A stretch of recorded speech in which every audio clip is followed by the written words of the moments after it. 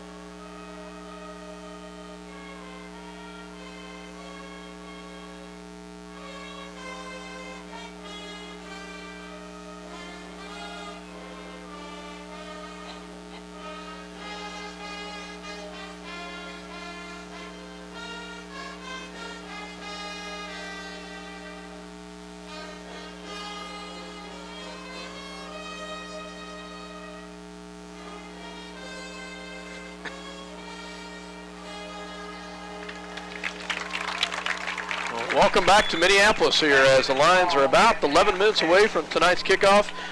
Mike Farmer, Dale Leach, myself, Scott Osherman here as the Lions getting ready to take on the Smith Center Redmen. And guys, we've talked a little bit about the fundamentals. We've talked a little bit about what the Lions are going to have to do. But one of the keys with a wishbone offense that Smith Center runs is the diversity of who gets the ball. A lot of different options when you have a wishbone. You got three in the backfield with the quarterback, and any one of those four can take the ball at any time. So it's a fundamentally sound defense that has to tackle each position. You have your exact assignments, and you have to stay with them. There's no doubt about it. And one of the biggest things is don't get beat to the outside on the option. That's exactly what I was going to say. It depends a lot on the speed and the reaction of your line on whether it's going to be a 2-yard gain or a 6-yard gain on these plays. Is just how quick can that defensive line react to Smith Center's wishbone offense. That's the key, and I know the guys are ready for it because let's face it, that's, as we said earlier, that's what Smith Center does every play. I think they've probably thrown the ball about 6 times this year, and so we all know that's not going to happen a lot. So it depends on Keene on the guy that's got the ball, and I think Minneapolis again can have a strong defense. We're going to have a wonderful, fun game to watch tonight. I'd like to personally thank the Minneapolis High School football parents for hosting me to tailgate tonight. That was good. Thank you. Yeah, hats off to them as I misunderstood you and didn't make it over there, Dale, and I was stopped by one of the parents that said, "Why didn't you come over?" And I would say thank you for something I wasn't able to do, but thank you guys for all the parents do as well. So. Well, Dale did bring up a nice plate of cookies, brownies and cookies from those folks, so I thank them because whoever made the brownies, you can make brownies for me anytime. That is good stuff. A few notes here on the history of the series between the two schools dating back to 1955. We've been in the same league as Smith Center twice, so that's been since 1975 that last occurred. The Red Men hold an 11-9 advantage over the Lions with 2 ties beyond that. Again, the Smith Center squad is 9-0 this year. Minneapolis is 7-3. They're short a game because they couldn't get people to play them. That's been their history the last few years. They can't get an extra squad to step up and take an open date. Is that right? Yeah. I didn't know that. They don't. Well, why volunteer for a drubbing if you don't have to? Smith Center has scored 355 points this year in 9 games. Minneapolis has scored 354 in 10 games. So we have a 35.4 scoring average. They have a 39.6. One of the big differences, and something you've already talked about tonight, Mike, is the Lions have allowed 203 points on the year. Smith Center has allowed 62. Yeah, there you go. Yeah. Smith Center fundamentally sound on the defensive side as well. They've got a big squad, 53 kids on the squad, Dale. They range I don't remember how many seniors, but they have a total of 53 kids on the squad. I've got a breakdown here for you. So, 12 seniors, 14 juniors, 17 sophomores, and 12 freshmen. So a good group, a large group of kids here for Smith Center. And they start 6 sophomores. And, I will say this. Of course, they were in here 3 years ago. Yes. In 2006, and handed us a pretty big drubbing. I won't go over the score again. But I could tell in looking at that squad, my gosh, these people are animals, practically. I mean, size-wise. This squad doesn't quite look the same. That squad did. But they still got some big boys if you look down the roster. But overall, team-wise, they don't look as awe-inspiring physique-wise as what I remember out of the squad in 2006. Well, the one thing I think I can add to that, and it's something that's a philosophy for the entire city of Smith Center, is they think, breathe football year-round in that community. It's culture. Yeah, it is a culture, and I read the book. They don't like to lose. Oh no, and the thing is, it's 12 months out of the year. It's not just during the football season. Exactly. They have an incredible weight room. Of course, Semino, is it Mark? That's the pro player from Smith Center. Contributed a lot of money to their weight room. So I guess they got quite a facility in Smith Center because of donations and that sort of thing. Well, it's just the culture. Several times as you run into Smith Center, whether it be volleyball, basketball, track, or football, it just kind of grates you because of their attitude. And some of it does border on unsportsmanlike conduct sometimes, I think. But there's a little bit of difference there between there, and here, in the fact that, if you want to be anything, you're a male.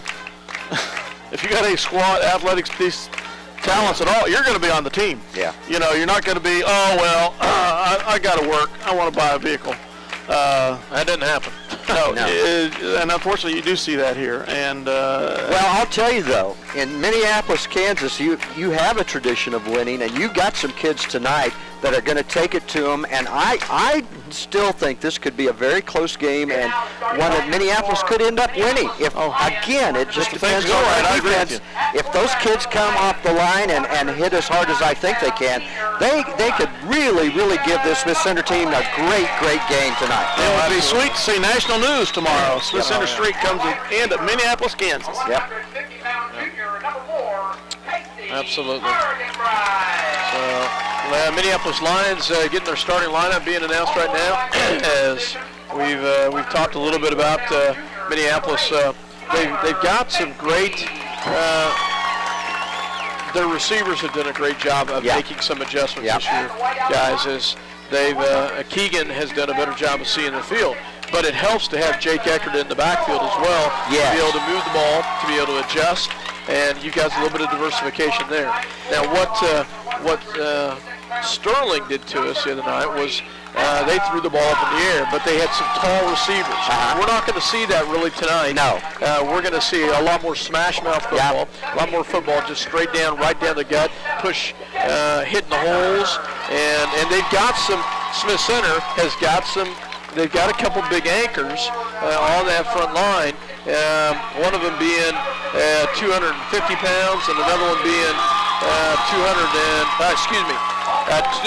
a senior and both seniors, Logan Tuxhorn and Dylan Corbett, both seniors at 215 pounds, both pretty good anchors. But Smith Center brings out their squad as they're in a red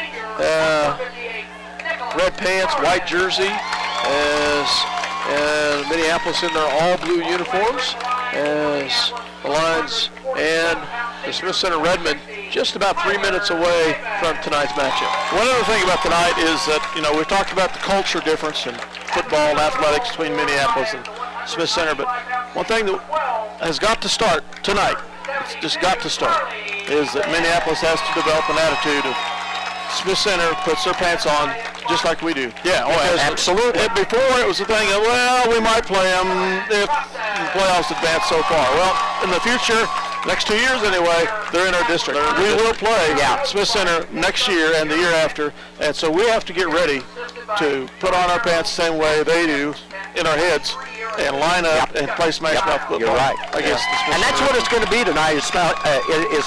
Is run and gun, and that's what's going to make the game so much fun, is the fact that both teams are going to go after each other 100%. Tonight's going to be one of those games that you're going to see some really, really great plays, I think. Absolutely.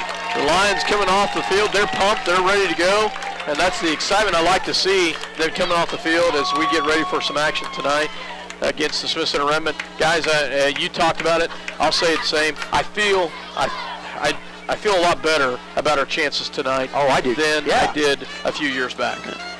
Well, and you've got a good quarterback. McCulloch, if the kid's on his game tonight, and he the timing's down and the passing's down, I want to ask you a question, both of you a question about the defense for Minneapolis. Will they bring those backs up and the safety up, knowing full well? Yes. Okay. I thought that probably would be the case, but they have a very good scheme devised against the wishbone. So okay, so we won't probably see. I don't know how many people will they be putting on the line for the defense. Will they stack it every? I'll put 9 or 10. I bet you. You think they will? Yep. Okay. All right. As the Smith Center Redmen will receive, and they will defend the south goal, and Minneapolis will kick to start. Virtually no breeze tonight. Gorgeous day, beautiful day for football, guys. I had the privilege of being able to take my son Levi to a K-State game today, and of course, being a K-State fan, we saw that final score was Kansas State 17 and the University of Kansas 10. That's right. That'd be the mini. Yes, absolutely. So, anyway, we saw one streak in today. Let's see another one. Absolutely, absolutely. As the Lions and the Smith Center Redmen getting ready to go here, just 17 seconds, 17 clicks of the clock away from getting ready to go here. Minneapolis and Smith Center. One thing that's good tonight is we thought last week that Connor Christensen might be done for the season, but obviously it was a bruise to his knee. Severe bruise. ACL. Yeah, great to see. He's got a brace on tonight and is expected to play on long snapper. Yeah, and he's a sophomore, has been our long snapper all year, and has just improved every game. And it's been good to see. Minneapolis ready to kick. Yoxel has the ball down at the 40. Back deep is Rogers as well as McNary. Ball is kicked low and on the ground. It's going to be picked up and taken down to about the 41-yard line as they kick it away from Rogers and McNary. Rogers Colt Rogers, a senior, and McNary, a junior for the Smith Center Redmond. It's too bad they, couldn't have given a little bit more distance on that kickoff, but as you can see here, the Redmond are starting on their 42-yard line. There's the 9 men in the box, or 10 men in the box. Quarterback under center for the Redmond wishbone formation. They will immediately go to the outside. They kick to the outside, and it's going to be Rogers on the outside. He's flushed out of bounds. He will have very close to 10 yards, about 9 on the carry as Colt Rogers gets his first carry. That's what Minneapolis is going to have to stop, as I said before the game, that speed and getting on that guy going around the end. They're going to have to attack faster to the ball. This wishbone sets up a little bit deeper as well. They do come up a little bit on that, but their sophomore quarterback under center. They will go to the fake the handoff, go. There we go. That's more like it. That's more like it. They do get the first down, but they stop them. Gain of about 3 on the play.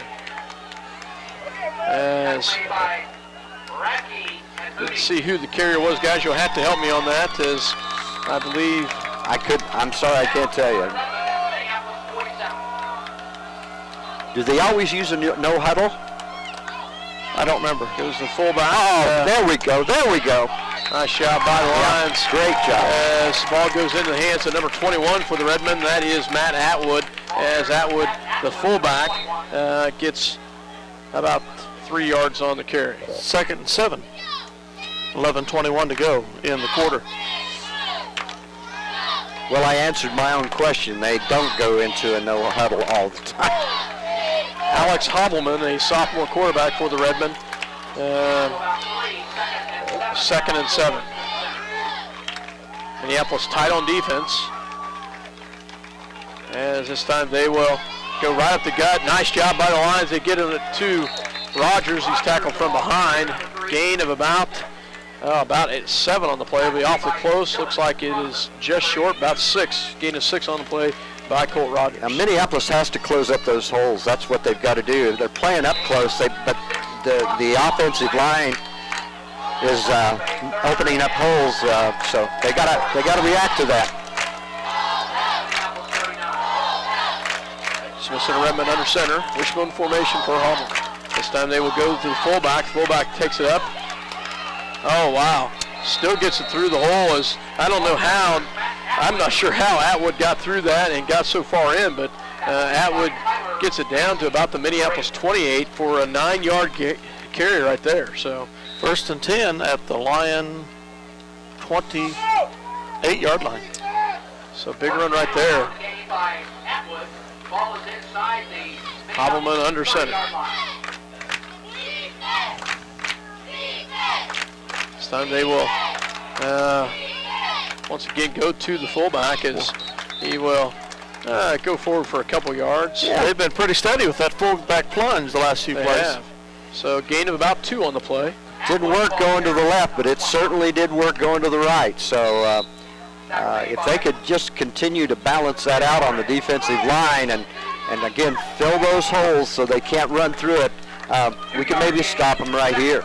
Ball down to the Minneapolis 27-yard line. This time they go to Rogers. Rogers goes through one hole. He's going to be tackled, but he doesn't have the first down. Nice job by Casey Argenbright as well as Kyler Macy. Gets it down to the 15 to gain a 12 on the play. Quick jolt by Rogers as Cole Rogers comes through the hole, hits a gap, and gets the first down for the Redmond. We've talked about fundamentally sound. They are, and they hit their holes nicely as they will have a 1st and 10 at the 14-yard line. Well, it's speed. You could see how fast the handoff is, and they just hit those holes like a rocket. There we go to Rogers again. Oh, wow. Bounces off a couple tackles before he will get about 6 on the carry. We'll bring up a 2nd down and short. Ball is on the 5-yard carry. 9-yard line. 9-yard line. 2nd down and 5 coming for the Redmond. As they will line up We will see this formation almost all night, guys. This time they go to the fullback as Atwood goes forward for a couple yards. We'll see exactly where he spots it. If we see any other formation out of them tonight other than this, no, you probably I'll be shocked. won't. Yeah. But again, guys, that was to the left, and that side of the Minneapolis defensive line's holding up. But if they pitch it out or they go around the end, it seems like that's where they're getting a major portion of their yardage. This time they will go back to Roger. Oh, nice hit by Minneapolis. They do get it down in close to a first down, as they will have the first down. First and goal at the as he gets 4 yards by Rogers. But they are having a tendency to hold them better if they go to the Smith Center goes to their left. It seems like the right side of the Minneapolis line's holding a little bit better. We'll see what they do if they go left or right. You know they're going to run it. 7:45 left. This nearly got the quarterback in the backfield. He's going to go in for a touchdown. They had him tackled in the backfield. I think it's a blown play. Yeah, I think too. It's a broken play. No doubt. They had a big hole on the right-hand side of his line. Did it look like he almost fumbled it? Yes, it did. Okay.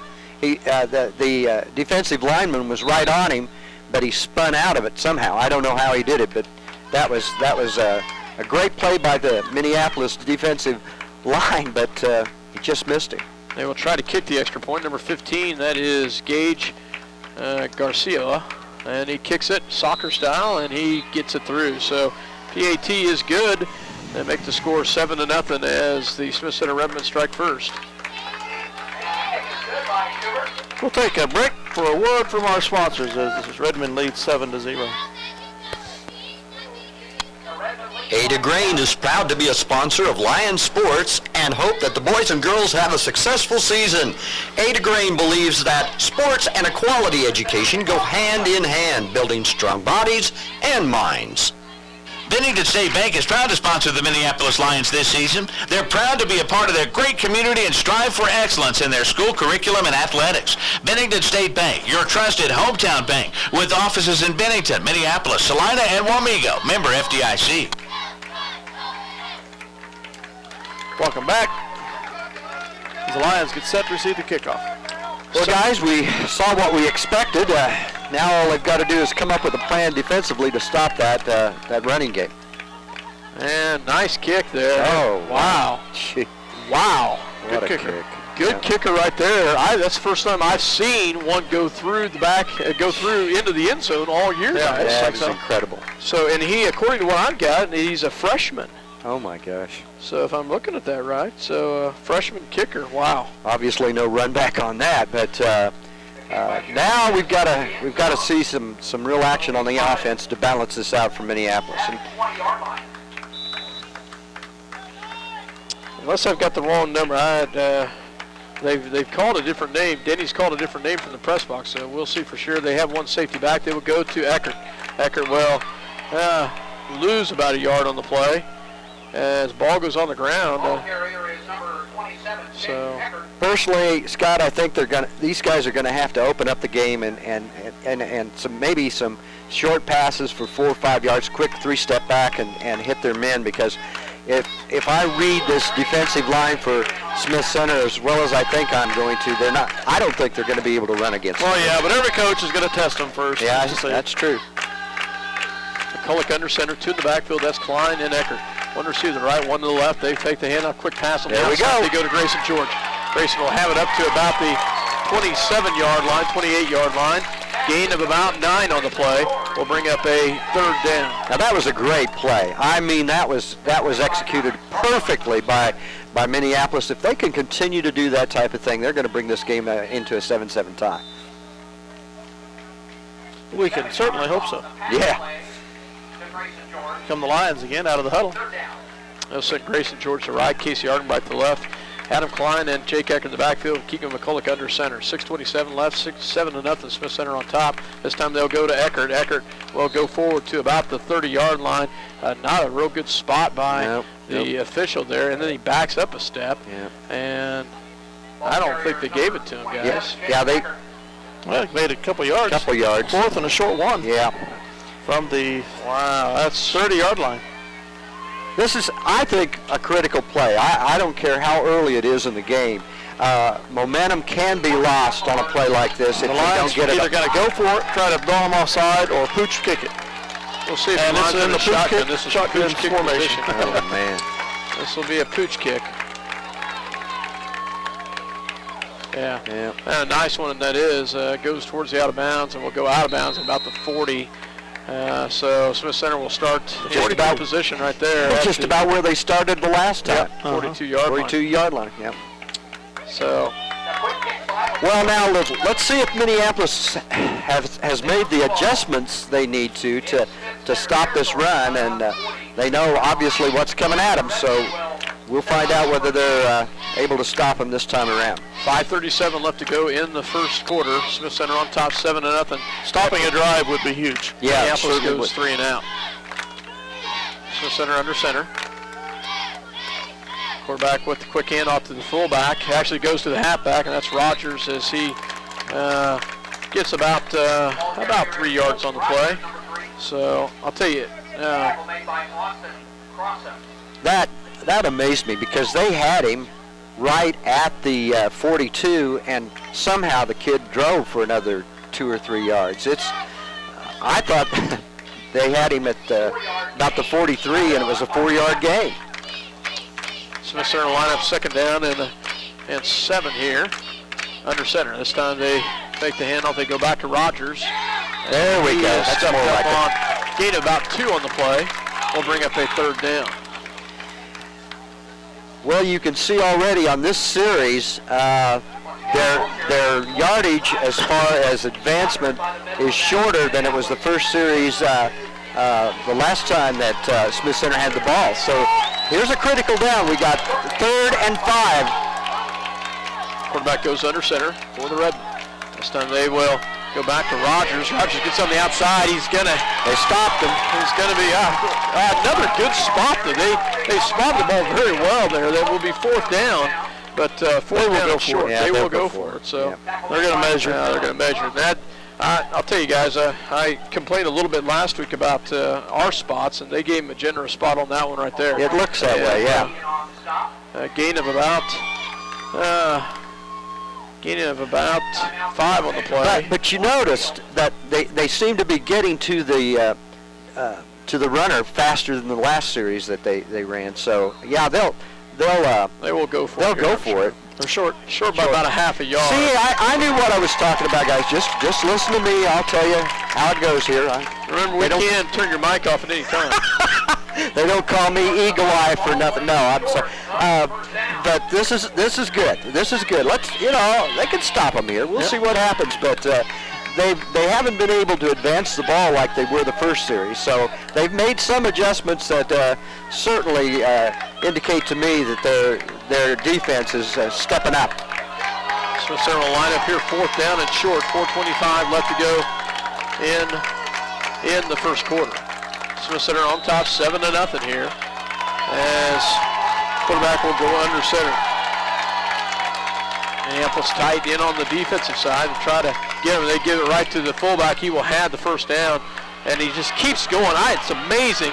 Yeah, they just do not blow the whistle. They didn't blow the whistle dead, but he still lumbered forward and kept pushing those legs. That's a sign of a good running back that just keeps pushing those legs and pushing those legs. Ends up getting 5 yards on the play as the 190-pound fullback gets the first down. It's tough. They've got to wrap them up, and obviously that's the case that they're not doing. Is they've got to wrap that guy up, and again, they're not advancing as fast as they were the last series. So let's see what happens. 1st and 10 for the Redmen. This time they go to the fullback, and he will go up the middle, and he will have about 4 on the carry. As takes it, gets actually 5 on the carry. Before he's taken down by Jake Eckert. Second and 5. From the Lion 38-yard line. I think the challenge that the Lions are going to have is that this defense could get worn out if you just keep running and running and running. On the field for equipment adjustment. as Minneapolis number 52, which is Kyler Moody, comes out because of a helmet problem. As Tyler Davis, I believe, number 60, yes, Tyler Davis goes in to fill that position on the right-hand side of the line. Redmond will go back to Atwood. Actually, they go to the halfback, which is the sophomore. Nice job by the Minneapolis defense there. As very good job. Aaron McNary, a junior, gets about 4 on the game. Yeah, but he came up very, very fast on him and reacted to the ball and did a great job of stopping him. Great job. 3rd and 1 from the Here we go. 35. Adam Klein and Grayson George in on the tackle. 2:50 left to go in the first quarter. Smith Center on top. Rick goes under center. This time he will go to the fullback, and he's going to break through. Nice job by Minneapolis number 53.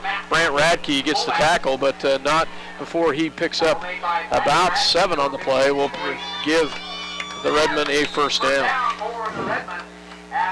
It's obvious that with this wishbone, they don't know who to key on, and we were talking about that before the game. There's 3 guys back there, and they're hitting all 3 of them, but they hand off so fast, and they're so fast they don't know who it's going to. Well, you've got your assignments, and that's what you have to stay with.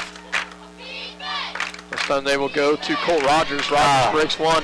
Nice job by Austin Crawford to slow him down. Brant Radke in there as well, as Radke gets the tackle. If you try to follow the ball to make the play, forget it. Yeah. It ain't going to happen. 3-yard carry by Colt Rogers. As their quarterback, number 7, Hobbleman, comes up to the line. Fullback, wishbone formation for the Redmen. This time they will go to Rogers again. Nice hit by Lions. Very good. Good stop on that play. Jake Eckert did a great job. Very good job. Yeah, stick right there. These Lions are Adam playing Clark, so much better defensively than we did in the confrontation 3 years ago. Well, absolutely. Yeah, they've really stepped it up. You could tell this second series, these guys are really challenging the Smith Center offense, and this could be a critical play. 3rd and 4 coming up for Smith Center. Minute 15 left to go in the first quarter. From 19. Under the center. This time they will go to the fullback, Atwood, and Atwood will, number 4 will have the first down. He just carries people with him. That's 190 pounds, Mike. It's and he hits the line low.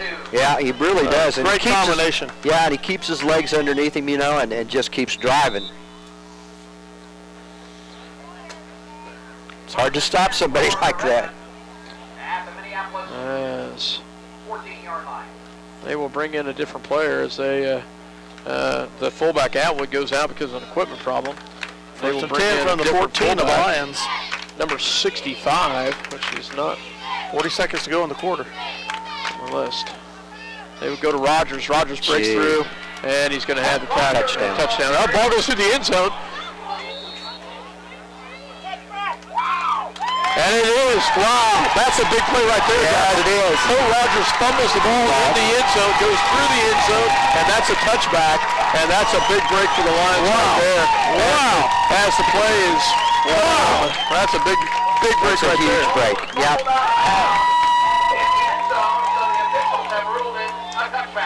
So Minneapolis dodged the ball right there. 7-0, Smith Center. Oh, that's fantastic. Yeah. And as I said before, guys, it could be a momentum changer. You never know with a play like that where they thought they had a touchdown and they didn't get it. Now, Minneapolis has the chance for their offense to take it the distance. They started at this 20 last time as well. They didn't get 9 yards. Minneapolis will line up one in the backfield. That's Eckert. 2 receivers right. They will quickly throw on the outside. The ball's on the ground, picked up by Eckert. Eckert still on his feet, and he will get taken out of bounds. That was a pass behind the line of scrimmage. Lateral. Picked up. It was a lateral. It's considered a lateral. Well, it wasn't because it was behind the line. It wasn't a forward pass. It was to the side or back. That was a good run. I saw that at the K-State KU game today. I can't remember which team did it. KU. They threw it out of bounds. It threw it to the side. It was a lateral, and it went out of bounds. Okay, Lions will line up. They will have Eckert and Macy in the backfield. They'll have Adam Klein and Grayson George the right-hand side, Casey Ardenbright to the left. Drops back pass, quick look throw out to, oh wow, big drop by Colt Rogers as Jake Eckert stopped at the 25-yard line. No gain on the play as Keegan gets the completion, but a no gain. We've only seen one other defender that fast this year, and that was Lance Eckert. That guy's quick. And that's the quarter. I'll tell you, it's quarter, and Minneapolis is down by 7 guys. I'll tell you, that right there tells me hats off to this defense. Absolutely, they did, especially on that second series. Those kids were really, filling the holes and reacting to the runner much faster than they did the first time through. So again, we've got us a good game going here, and we'll see what happens this second quarter. 3rd down and 6. Dale, we're going to take a quick break and hear a word from our sponsors. Let's do that. As you're listening to 910kennedy.com as well as Eagle Communication Channel 8. Let's make it delicious. Let's make it fast. Let's make it a meal from KT's in downtown Minneapolis. KT's, home of the almost world-famous hamburger. KT's wishes the Lions best wishes during the upcoming season. Farm Bureau's wide range of insurance and financial products help protect what's most important, your family, auto, home, and other possessions. Call your Farm Bureau Financial Services agent in Minneapolis, George Dressy. Farm Bureau Life Insurance Company, Farm Bureau Mutual Insurance Company. The Minneapolis Junior-Senior High School Lionbackers are proud to continue their long-term support of the broadcast to the Lions games. Join them as they support student activities and the teachers of Minneapolis Junior-Senior High School. Go Lions, we're with you all the way. Welcome back to Minneapolis as start of the second quarter. Smith Center on top 7-0. Got a score from Mike Perry. Ellis on top 20-13 over El Saline. And as Game being played at Brookville tonight. At Brookville. So shotgun formation for McCulloch. Trips to the left-hand side. One in the backfield, that's Eckert. Drops back, quick look, fakes the handoff, throws across the middle, has Kyler Miller. Incomplete pass as it goes right through his hands as we'll bring up a 4th down.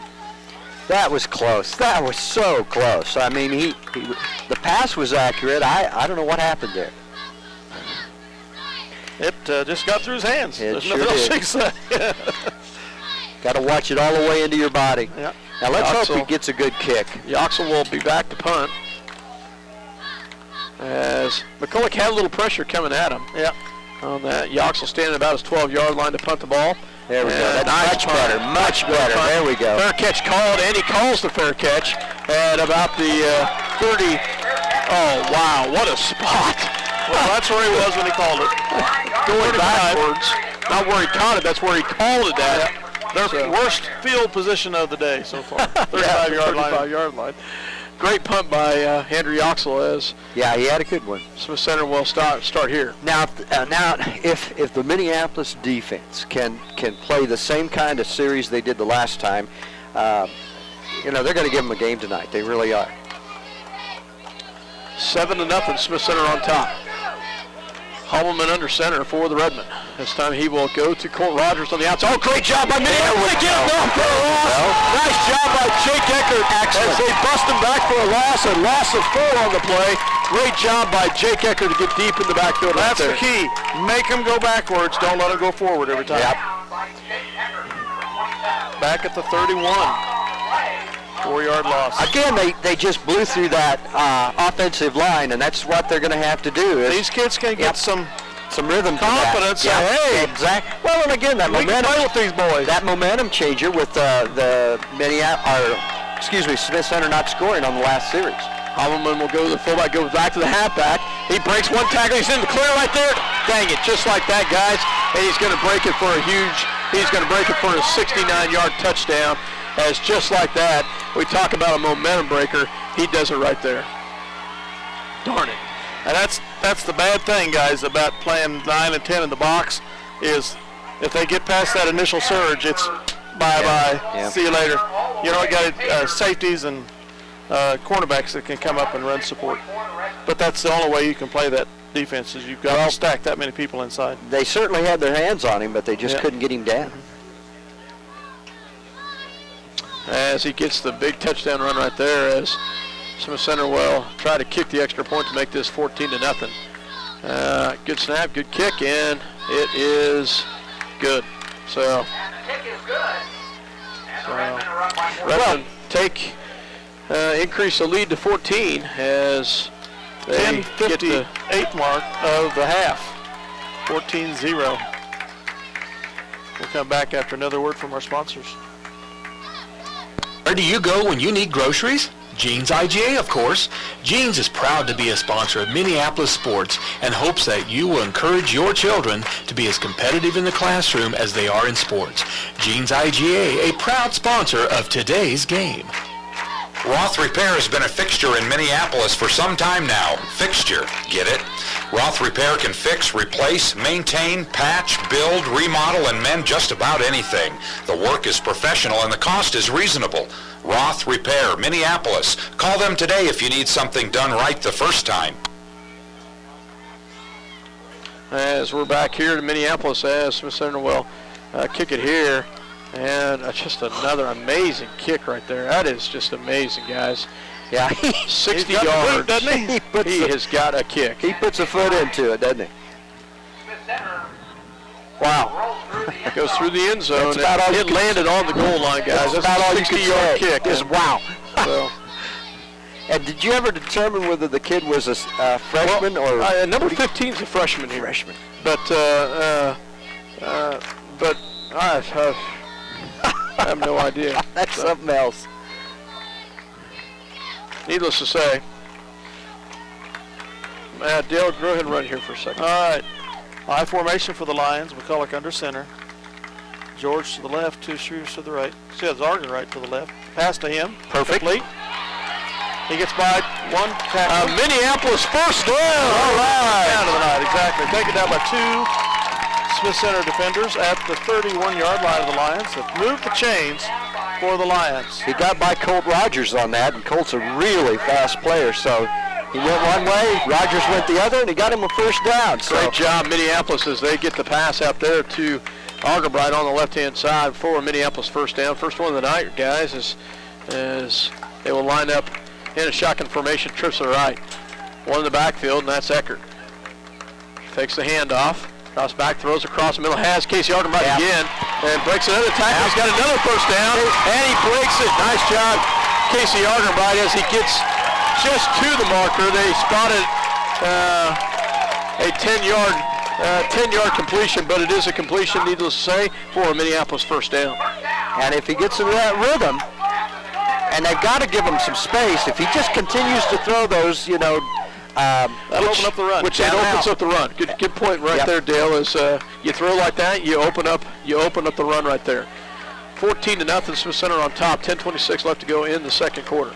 Shotgun formation, fakes a handoff, drops back pass, has pressure coming, throws it quickly off and gets it. Beautiful pass. Right in the hand. Beautiful pass. Oh, nice catch.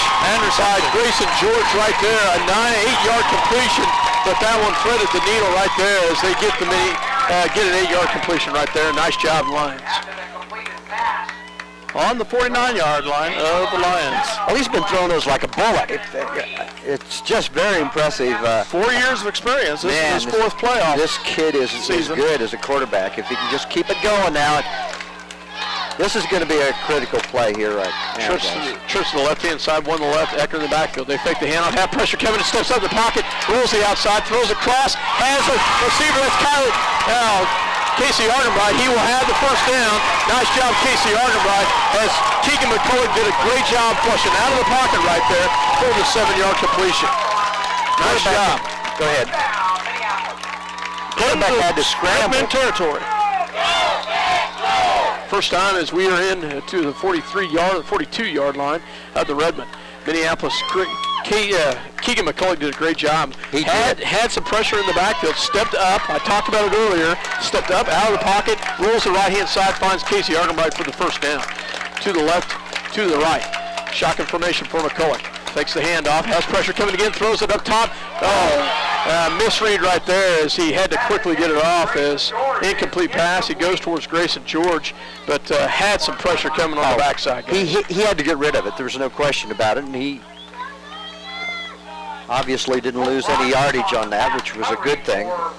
Puts a little bit more pressure on him on this second down, though. 9:11 left to go here in the second quarter. This might be good time for a running play. They're certainly not going to expect it. To the right. Dylan Cross, the tight end on the right-hand side. Kyler Macy on the left. Shotgun formation. They look. They steps up the pocket again. Throws across the middle. And incomplete pass as he goes over the top of Grayson George. We'll bring up a third down. 3rd and 10. Well, this is, again, one of those critical plays. We can, you know, they've done it before. Just they've been getting about 10 yards on their passes. So if the timing's there and his running and his, if they run their play the way they should, the last 2 passes, something happened with the formation. I don't know where. Well, I think they've got the defensive ends are coming wide, and they are coming fast, if you notice that. Yeah, they are. Shotgun formation, delayed handoff to Eckert. Eckert breaks one on the outside, gets up the middle, breaks it there. Nice job, Jake Eckert, as he takes it up to about the 32-yard line. Should be enough for a Minneapolis first down. Nice job, Jake Eckert. Great call. Mike Farmer, as he talked about running a run play right there, and it worked right there. Yeah, nice job by Jake Eckert. My problem is I called it one early. They're going to measure. Oh, I would be in the think, placement. Now, I'm saying he has it, so feel confident, guys. You got to. If you're right, I'll let you have a cookie. If you're right, I'll let you go have a cookie. How's that? You're right. Good job. I knew it was. All right, go have a cookie. Hey, okay, thank you. Thanks, Jolly. You guys are all right. Just call me Hawkeye, I tell you.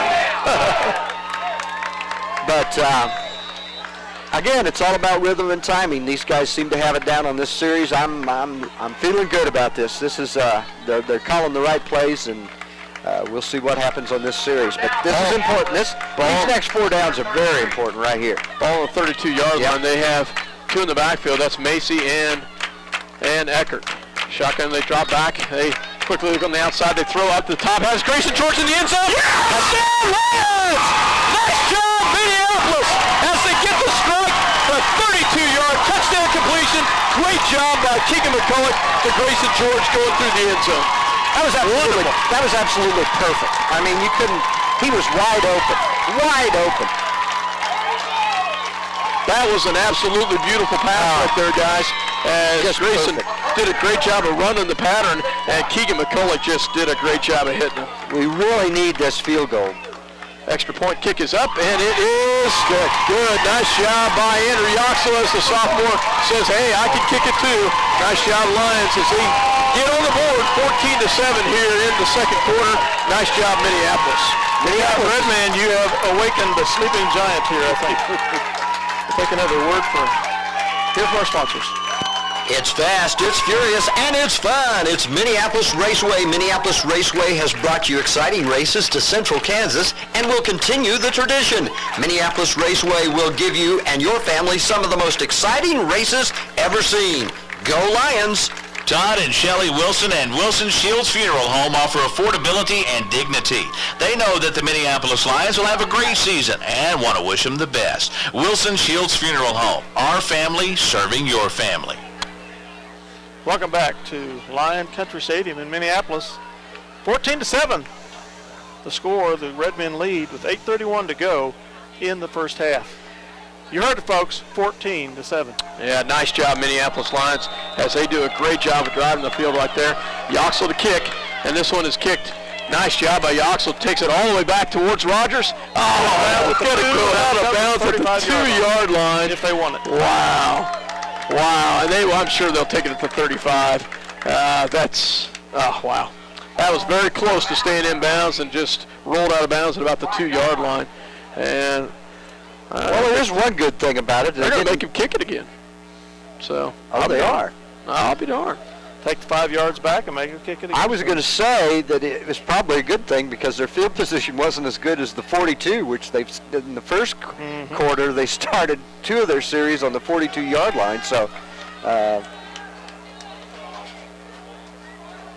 that's what they're probably counting on. So if this kick is a good one, they could maybe set him back some. We'll see what happens. The crowd's pretty good here tonight, guys. Yoxel plucks the ball at the 35 as he's ready to kick again. As this one is kicked, it's on the ground. It's going to be out of bounds again. And wow. Well, let's start to get control of this. We don't want to see what happened at Solomon last year. Now he'll kick from the 30, as I'm assuming they'll make him kick it again. What do you think about just pooching it over the line on the left-hand side? There you go. Maybe seeing if your speedster Adam Klein can jump up there and catch the ball in the air. What do you think about that, Dale? How about that? Let's take it away. Let's try something different. A little straighter this time. You think? 14-7. 8:31 left to go in the second quarter. Yoxel will put the ball down for 30. As now we'll see what he does here. So 8:31 left to go in the second quarter. Do we have another kicker? Yoxel's a great kicker. It. Okay. He's a great kicker. Okay. Mike, he's trying to place the ball, and he's done a pretty good job all year. And this one he does kick. This time he kicks it towards number 4 as he'll go on the right-hand side, go up the middle, and he'll be taken down at about the 42-yard line. Well, guess what? They're starting at the 42 again. Their average starting field position has been pretty strong. Yes, you could say that. Yeah. But again, as we saw in the last series, Minneapolis' defense is really starting to key on the ball carriers. Well, so it did. It makes it a lot more exciting. It did, except for that number 4 long touchdown. Yeah. You're exactly right, Mike. Overall, they're playing pretty good. Absolutely. Yes, they are. They're certainly still in this game. There's no question about it. And there's only 8 minutes and 25 seconds left in the first half. Cole Rogers, he's not going to get anywhere. Nice job. Maybe gets a yard on the play. Great job by Nick Torres in on the tackle as the Lions do a great job of shutting them down there. Yeah, the biggest thing in a game like this is up here. Yes. Mental. Yes. Mental. I can play with these guys. Yeah. Mental. And you can see that they've taken it up a notch since the first quarter. They're keying on those ball carriers and doing an excellent job. And I think we've got us a good game, a very good game going here. 7:55 left to go in the first half. Hobbleman under center. This time he will go back to Rogers again on the outside. This time he will be taken down. No first down, but he'll get up to about the 48-yard line. Gain of about 6 on the play. That's where the problem's going to come in, guys, as far as I can see, is around that end, because they're just so fast around the end. I think Minneapolis is doing a much better job off tackle, off guard. But boy, I tell you, when they run that end around, 3rd and 4, it's tough. From the 47, Redmond go under center here. Hobbleman, the quarterback. And he will go to the fullback, Atwood. Atwood breaks a tackle on the outside, one man to meet, and that's Kyler Macy. Kyler cuts it back. Great job, Kyler Macy. Saves the touchdown right there. But Atwood, the big back, run there as he takes it all the way down to the 24-yard line, a 28-yard run. Wow. Well, they just keep driving. That's the thing that I've noticed is you think that they've got them, and for some unknown reason, they're able to shake those tackles. Great job by Kyler Macy. He tried to juke him, and Kyler just went for his legs and did a great job. They go back to Atwood again, and he goes still through the same hole on the left-hand side, and he'll take it up to about the 13, and it'll be enough for a first down. Took 3 defensive players to bring him down. 190 pounds, Mike, and it's just amazing the strength this kid has. You can see he's got his physical conditioning is just tremendous. The 13-yard line, first down. First down for the Redmen. Hobbleman under center. Atwood, Rogers, as well as McNary in the backfield. They will go to Colt Rogers on the outside. Great job by Casey Argabright. Casey will take him out of bounds. He will get about 4 on the carry. But still, like you said, a tremendous job because the kid's got great speed, and he was still able to stop him on that end around, which they've been picking up anywhere from 7 to 8 yards, it seems like, about every time they run it around the end. So that was an excellent defensive play. 2nd and 5 coming up from the 6. They can still get a first down here. 6:45 left to go in the first half. 14 to center, 7 the Redmen on top. This time they go to Atwood. Oh, great job by the Lions as Nick Torres as well as Austin Crossan hit him at the line. He does not get any yardage there. Great job by the Lions, Torres as well as Austin Crossan. As I said, that tackle and guard position has really tightened up for Minneapolis on the defensive line. 58 comes off with helmet problems. Torres and Davis will come back in. We've had some issues with his helmet as, well, that was Moody earlier. As a chin strap breaks right there. Yeah, if we can stop Davis here. will come in. 3rd and 5. This time they go back. Oh, great job, Austin Cross. Oh, I missed that completely, guys. I thought, oh, wow. Wow, number 4, McNary gets the little end around on the outside, a 6-yard touchdown run. I completely missed that one. I thought the fullback had it. So, yeah. Well, as I said before, that end around is the thing that we're having some challenges with. 20-7 is the score right now. As they get ready to kick the extra point. Falls down, kick is up, and it is good. So, one thing they've got I thought they've got one heck of a kicker. Oh, I thought they had him, and then all of a sudden you see this one of their players coming around in, and again they do that so well that you can't even see it. That's 6:04 to go in the half. It's Smith Center 21, Minneapolis Lions 7. We'll be back after a word from our sponsors. City Pharmacy has brought to you quality professional pharmaceuticals since 1963. Joe and Amber Wool will help you with your medications, durable medical equipment, cosmetics, gifts, and greeting cards. Your hometown pharmacy, City Pharmacy, downtown Minneapolis. If you're searching for the right insurance to fit your needs, look no further. The Scott Osherman Agency is the place to go. American Family Insurance has been providing security and peace of mind for over 80 years. Call the Scott Osherman Agency in Minneapolis, your American Family Insurance agent. Welcome back to Minneapolis as the Redmen will kick off here as Eckert and Argenbright back. The kickers hit it in the end zone each time and just gets it once again, lands in the end zone again. That is one heck of a kick by the kicker. That's just pretty amazing. It's like Dale was saying, it's phenomenal to see a kid in high school consistently do that. I know you haven't seen Yoxel. Andrew Yoxel's the best kicker Yoxel I've was an seen. all-state kicker in 2A last year as a freshman. Best kicker I've seen all year. He's got some competition here. He's got some kick. Yeah, Yeah. he's got some real competition right here. Yeah. So Well, and the wind, it just makes the kicking game a lot easier for these guys too. shotgun formation for McCulloch. Trips to the left-hand side, one to the right. Eckert in the backfield. Delayed handoff, fakes the handoff, step back. He's going to be sacked for a loss as the Smith Center defense just storms right in as they drop for a 9-yard loss.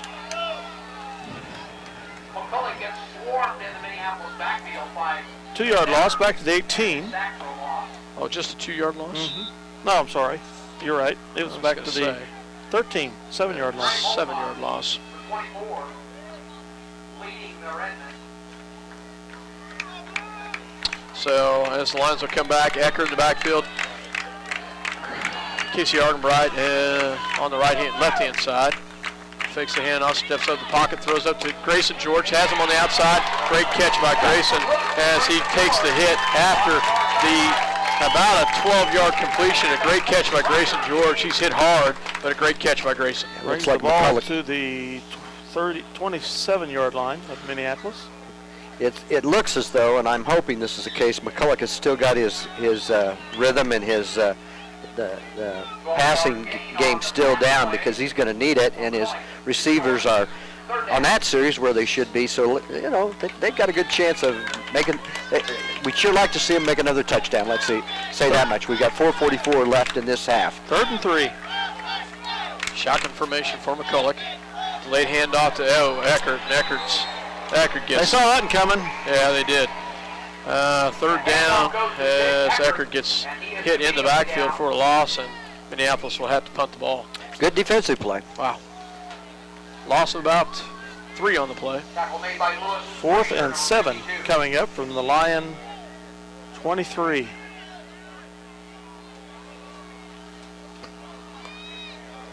Yoxel will stand about his 10-yard line to kick.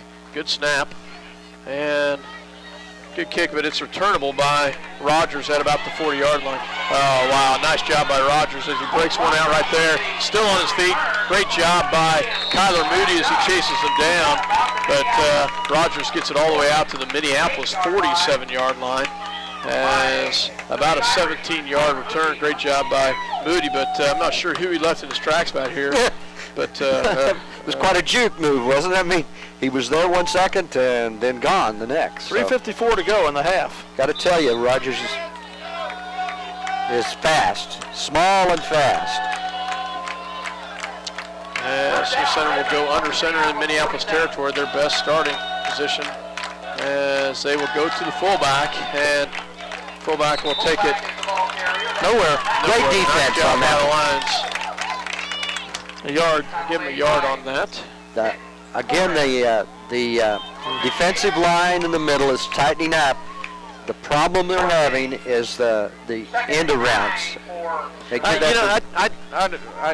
You're right. They are getting around the end rounds. I think it's you have so many people going so many different places. They're bigger plays. They'll come up the middle. Absolutely. And they hit some of those gaps, and if we don't hit that one tackle, then you're right.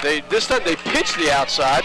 Nice cutback. Oh, great hit by the Lions. Stopped. And there they stopped. That's what I was looking right for. there. Yeah, that's the first time we've seen a pitch to the outside, and they go to McNary. And great defense. That's all there is to it. They were on him the entire way, and he had absolutely nowhere to go and absolutely no gain. Now we're 3rd down and 9, so again, here's a great opportunity for Minneapolis to get the ball and maybe get some good field position. Adam Klein, Dylan Crossan in on that. Great job by Adam as well as Dylan. Good call there. 2:42 left to go in the first half. Quarterback this time goes to the outside of McNary. Adam Klein, great job. There we go. Nice job, Adam Klein, as he does a great job right there. Gets out on the left-hand side and chases him down. Great job. He does get about 2 yards on the carry, but he does a great job. And Smith Center looks like they're going to punt, guys.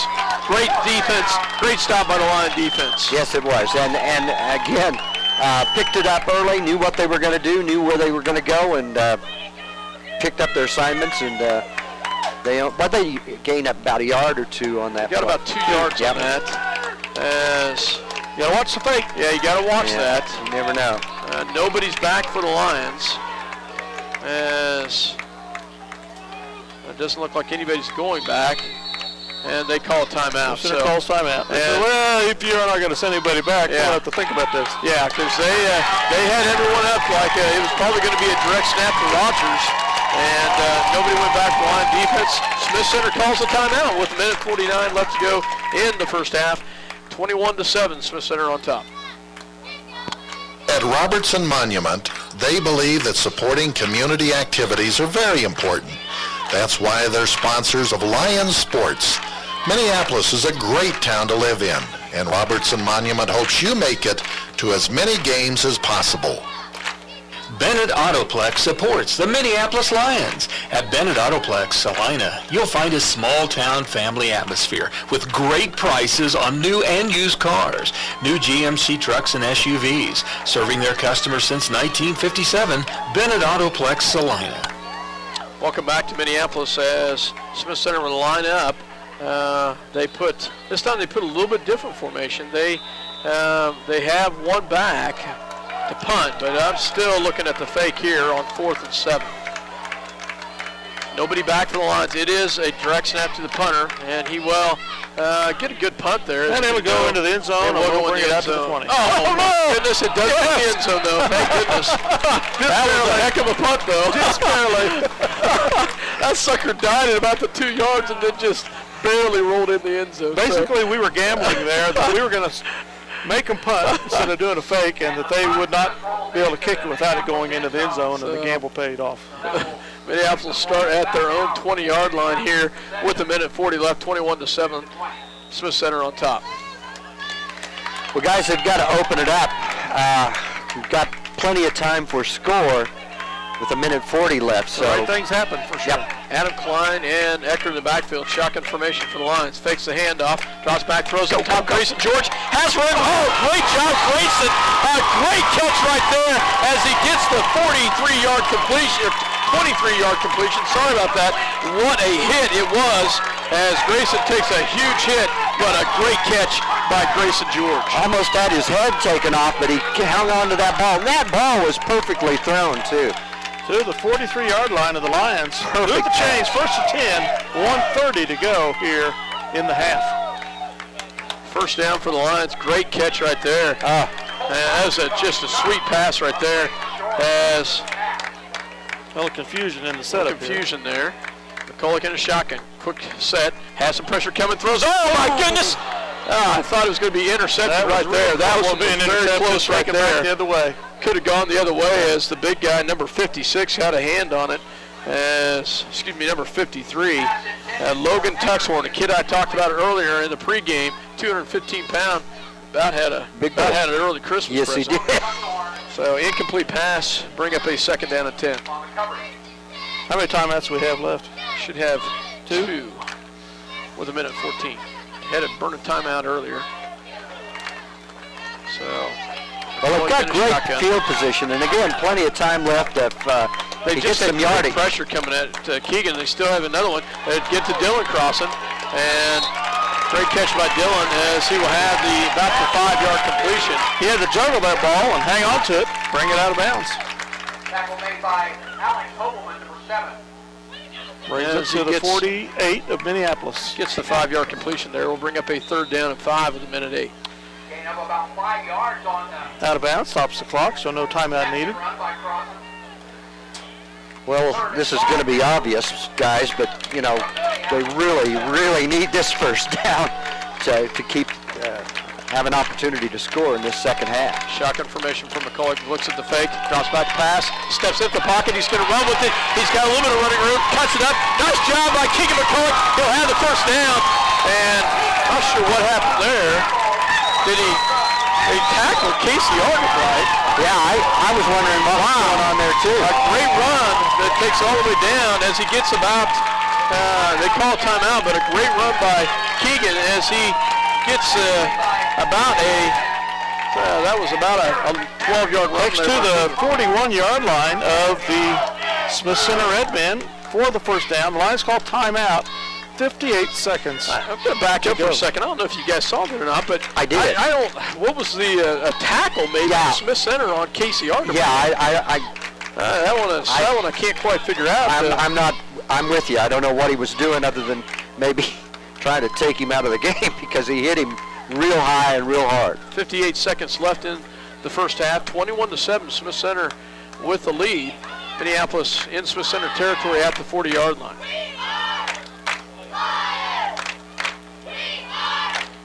As the Lions will come back out.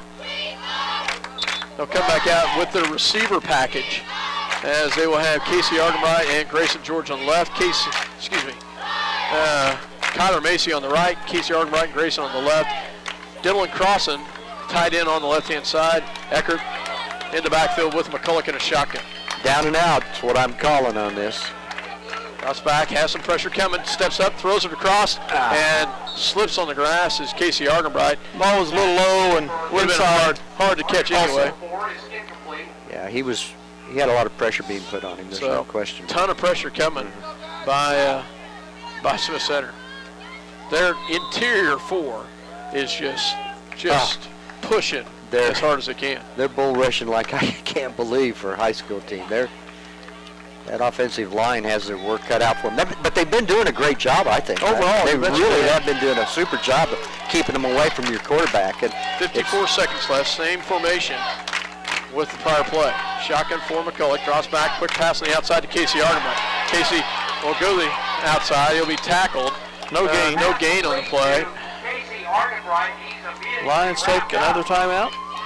They did. So that should be that's your last timeout? Yes. Loss of 1 on the play. So 46 seconds to go. Lions have 3rd and 11 from the Smith Center Redmen 42. We trail 21-7. We'll be right back. Eagle Communications, Home of ECTV, high-speed internet, 910 KINA News Talk, and 99 KG Country is a proud sponsor of Lions sports coverage. Listen to live broadcast on 910KINA.com or on your local Eagle Cable, Channel 8. C&R Plating would like to take this time to thank their many friends and customers for making their business what it is today. Kevin also wants to wish the Minneapolis Lions a great season. C&R Plating, a Lions sports backer. Welcome back to Minneapolis. Mike Farmer, Dale Leach, myself, Scott Osherman here with 46 seconds left in the first half. Lions trail 21-7, third down and 11. Shotgun formation for McCulloch. They'll have trips to the left-hand side, one to the right. Shotgun, Eckert in the backfield with McCulloch. Has some pressure coming, quick throw out the middle, and looks towards Dylan Crossan and just tries the quick one, but I'll tell you, they have got pressure coming at him. Yeah, they do. There's not much he can do. He just doesn't have the time on that play. Now, he has had, and typically on most of the plays that he's had enough time to get it out there, he's hit his man. He's been very accurate, so it's just a matter of, I don't know, you can't take a three-step and, get 6 yards. We need it now, right now on this play. Casey Ardenbright to the right. Dylan Crossan to the left.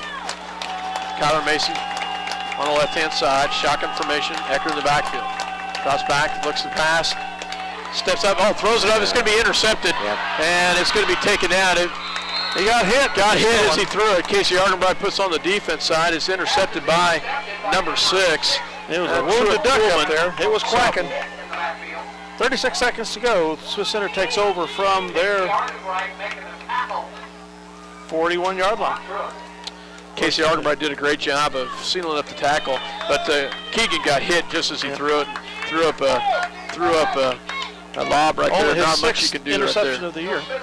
What was that? Only his 6th interception. 6th interception. Well, now we need to stop him here. No cheap touchdowns. 36 seconds right here. Lions defense has got to short up right here. They will go right at the outside. Cuts it back to the inside. Great hit. Still on his feet. Oh, my goodness. How does he keep running? Wow. Adam Klein and Jake Eckert finally taken down. Not until he gains about 14 on the play. 26 seconds to go. The clock stops. Move the chains. And Smith Center takes a timeout. You figured that they were going to do that. Mm-hmm. It's obviously. They're going to take every opportunity they can to score here. Yeah. So. How many timeouts do they have left, Scott? Should have 2. 2 more. So, no, they took one earlier, so I think just one more. One more timeout? Yeah, they took one on that punt. Okay. So they got one more. Let's take a break. The State Bank of Delphus and the Ottawa County Bank in Minneapolis are locally owned community banks, committed to making your banking experience as easy and personal as possible. Member FDIC, equal housing lender. For all your insurance needs, check with Bob Martin, your Farm Bureau Financial Services representative in Minneapolis. He can ensure what matters most with Farm Bureau Financial Services. Bob can help you protect what's important: your car, home, life, health, business, and more. Welcome back to 910KNA.com as well as Eagle Communication Channel 8. Got a score, Meade 46, St. Francis 6. So the winner of this game will travel to Meade. Unless there's a big turnaround at Meade like there was almost here in Minneapolis last Tuesday. No, that's the final score. Final. That's the final score. Yeah, that's the final score. Okay, I'm sorry, I wasn't listening well enough. So, yeah, that's the final score. Here, first down and 1st and 10 for Smith Center. 26 seconds left as they will go to the outside of Rogers. Rogers on the outside, and there's a penalty flag, and Rogers is going to be knocked out of bounds, still on his feet. That thing is going to go all the way in, but will it come back? We can hope it's holding because that's what it looked like to me. So we'll find out. Holding on offense, I'm hoping, but that's what it looked like to me was holding. So it's going to come back. Yeah, holding is the call. As that will bring it back as Rogers. That's the first penalty we've seen all night. It is. Yep. A pretty clean first half of football. Yep. Point of attraction was the 41-yard line of Minneapolis, so they'll go back 10 yards from there to the 49. Well, that helps us immensely. Yeah, that was a huge play because there's only 15 seconds on the clock. Clock went down to 15 seconds. Yeah. So now if we can just hold them, instead of it being 28-7, it'll be 21-7 as we go into the half. Minneapolis is definitely still in this game. There's no question about that. Quarterback under center, wishbone formation. Rogers, McNary, they will go to Cole Rogers. They go right back to him, and he will not get, they got to get back to the line of scrimmage, and Smith Center will take their last time out with 7 seconds left. So that will be their last time out as he gets about a 6-yard carry on the play. They bring it to the 45 of Minneapolis. 7 seconds remaining. We'll keep it here. As 7 seconds, as we said, 21-7, Smith Center with the lead. As the Lions will have to shut them down on one more play, guys. So, well, after that first series, the Lions defense obviously started to put some things together that in the first series they just weren't.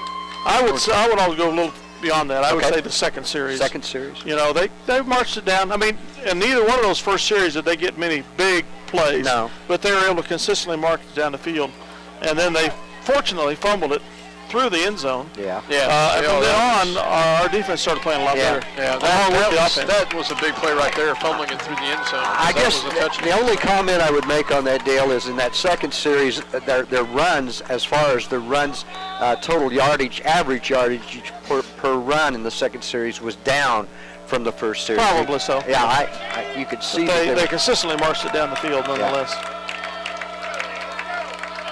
Quarterback goes under center here, 2nd and 11. They will go to Cole Rogers. No, he fakes the handoff, goes to the outside, and he will be taken down. That's the end of the half. Ball carrier. That's the half, though, as a little end around there is number 45 gets the run, and he gets about 4 on the play. And the Lions left a big hand from their fans here, trailing only 21-7. I hate to put it that way, but you know, last 3 years ago it was probably 48-0 at this time. You know, so it's quite an improvement. They put a good game together. They really did. They showed some spunk. Yes, they have. They know they can hang with the squad. They're playing real good defense.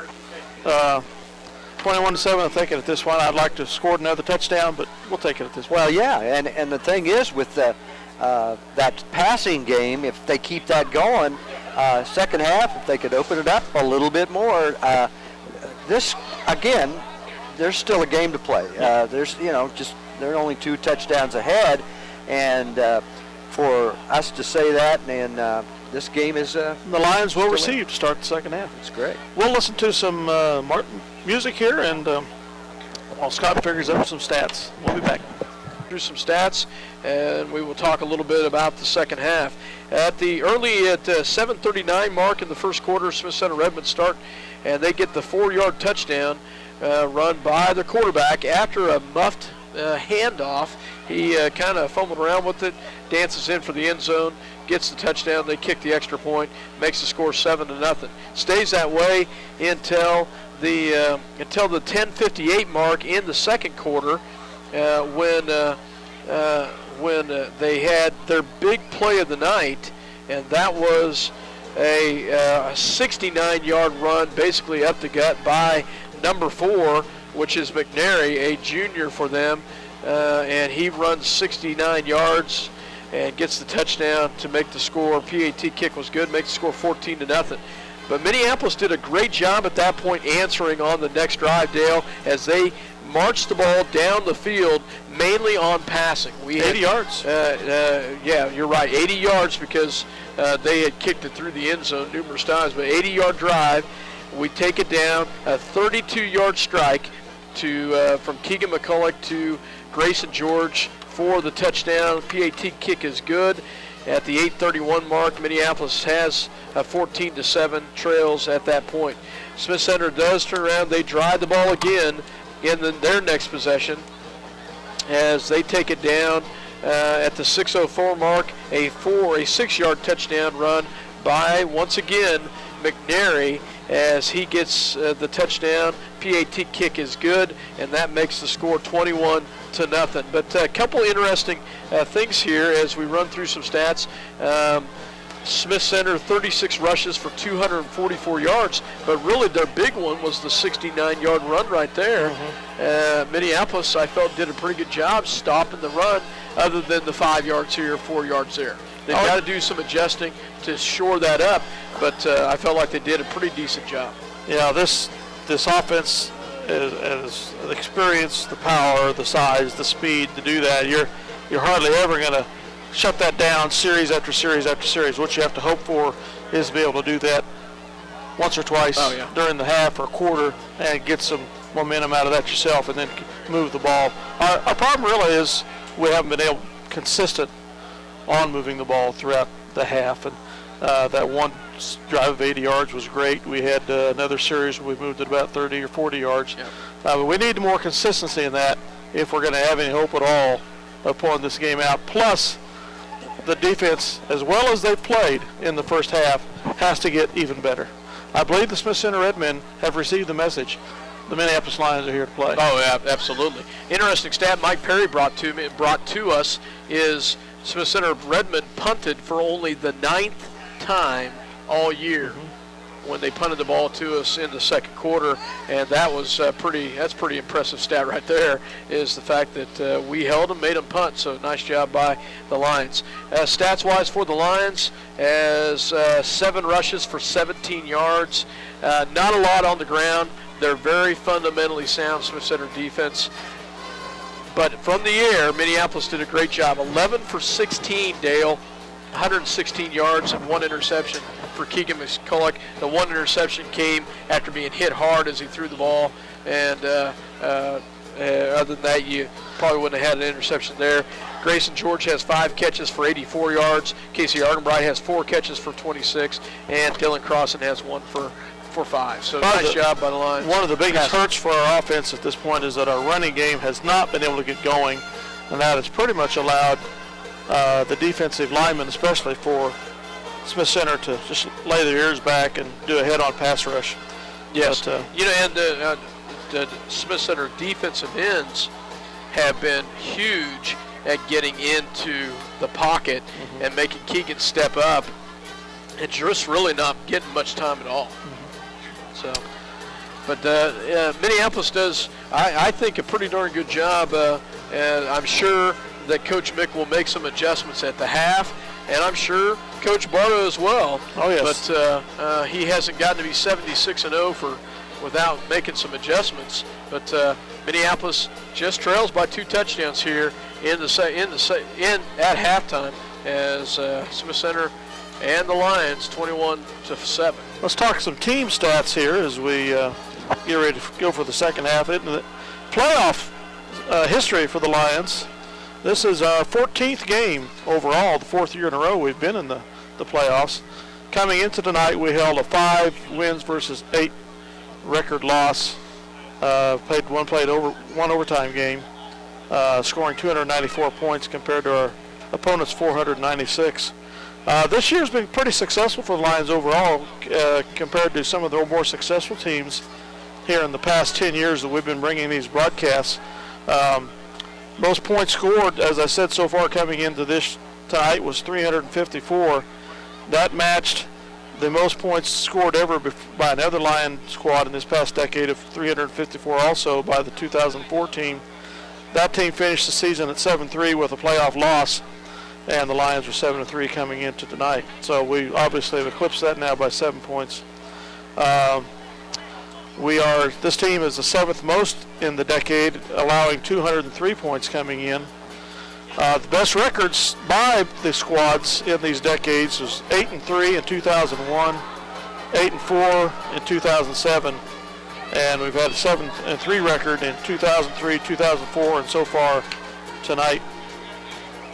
Some other records, individual records that have fallen or are about to fall.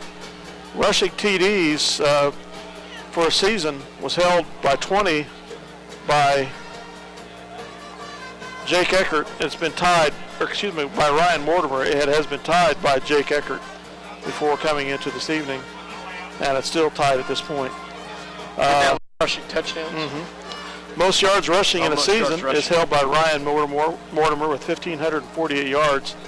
Jake Eckert had 1,485 coming in the night with 10 games. Most TD passes in a season held by Jacob Go with 19.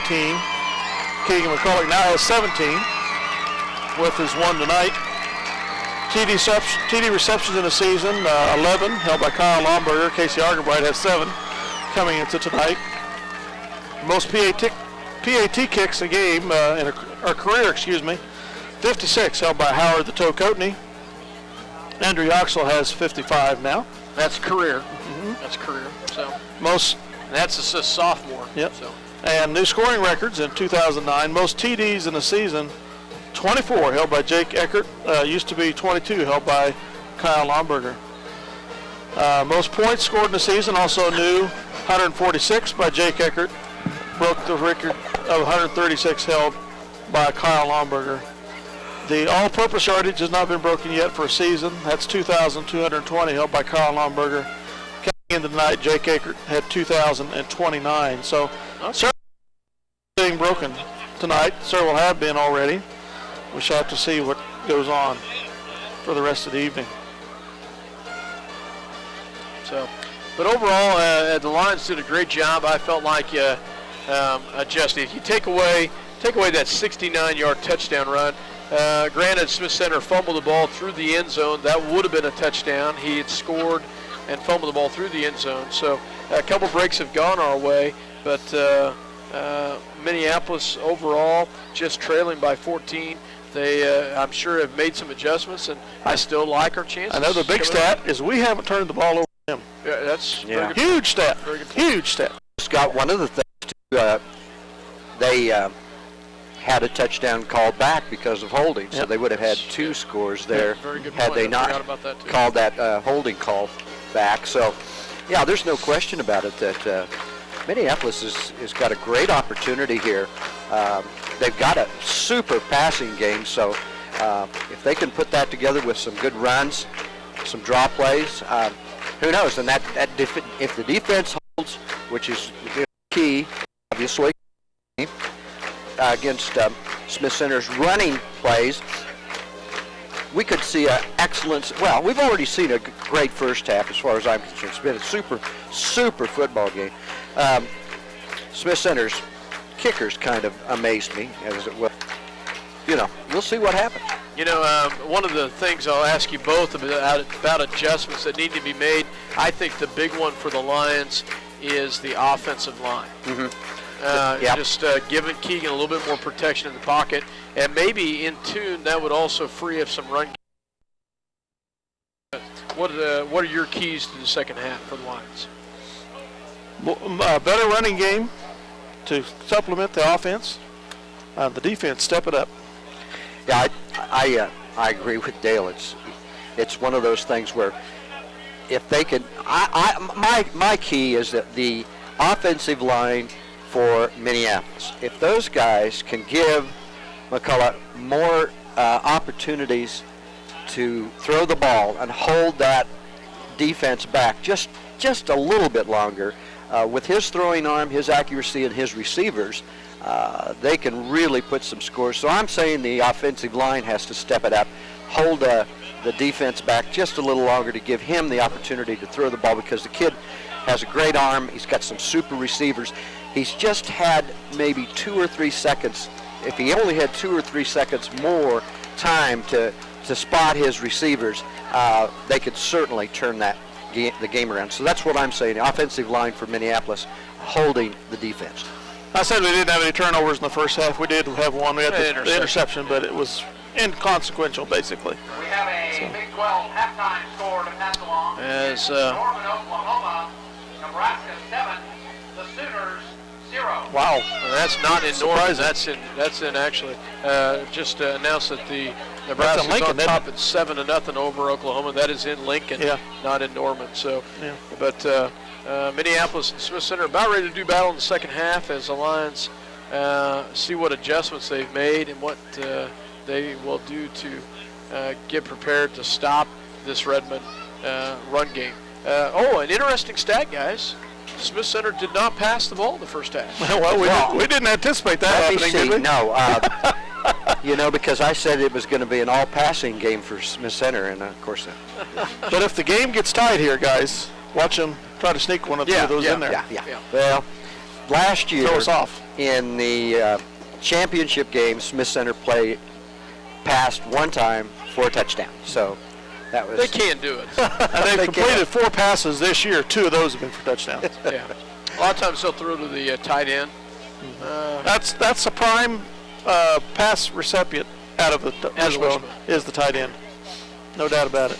Well, their kicker will come up to line up to kick the ball for the Redmen, as back deep will be Jake Eckert and Casey Argenbright. Neither one of them had a chance to try to even touch the ball yet tonight, as they stand at about the 5-yard line.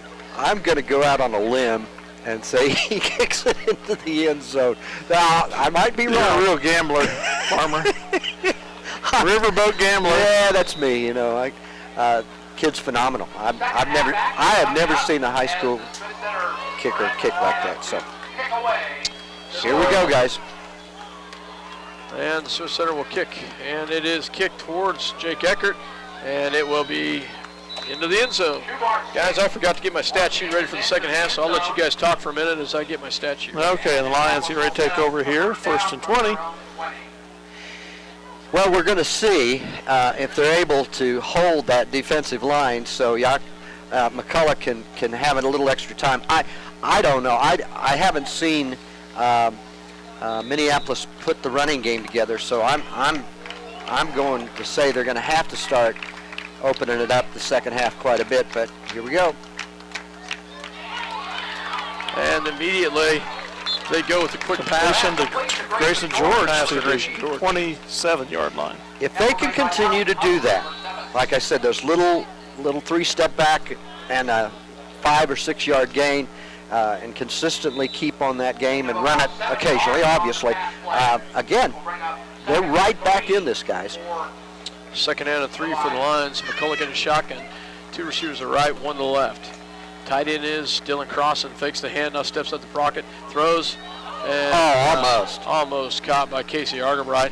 Would have had to really lay himself out for that one, as incomplete pass will bring up a 3rd down and short.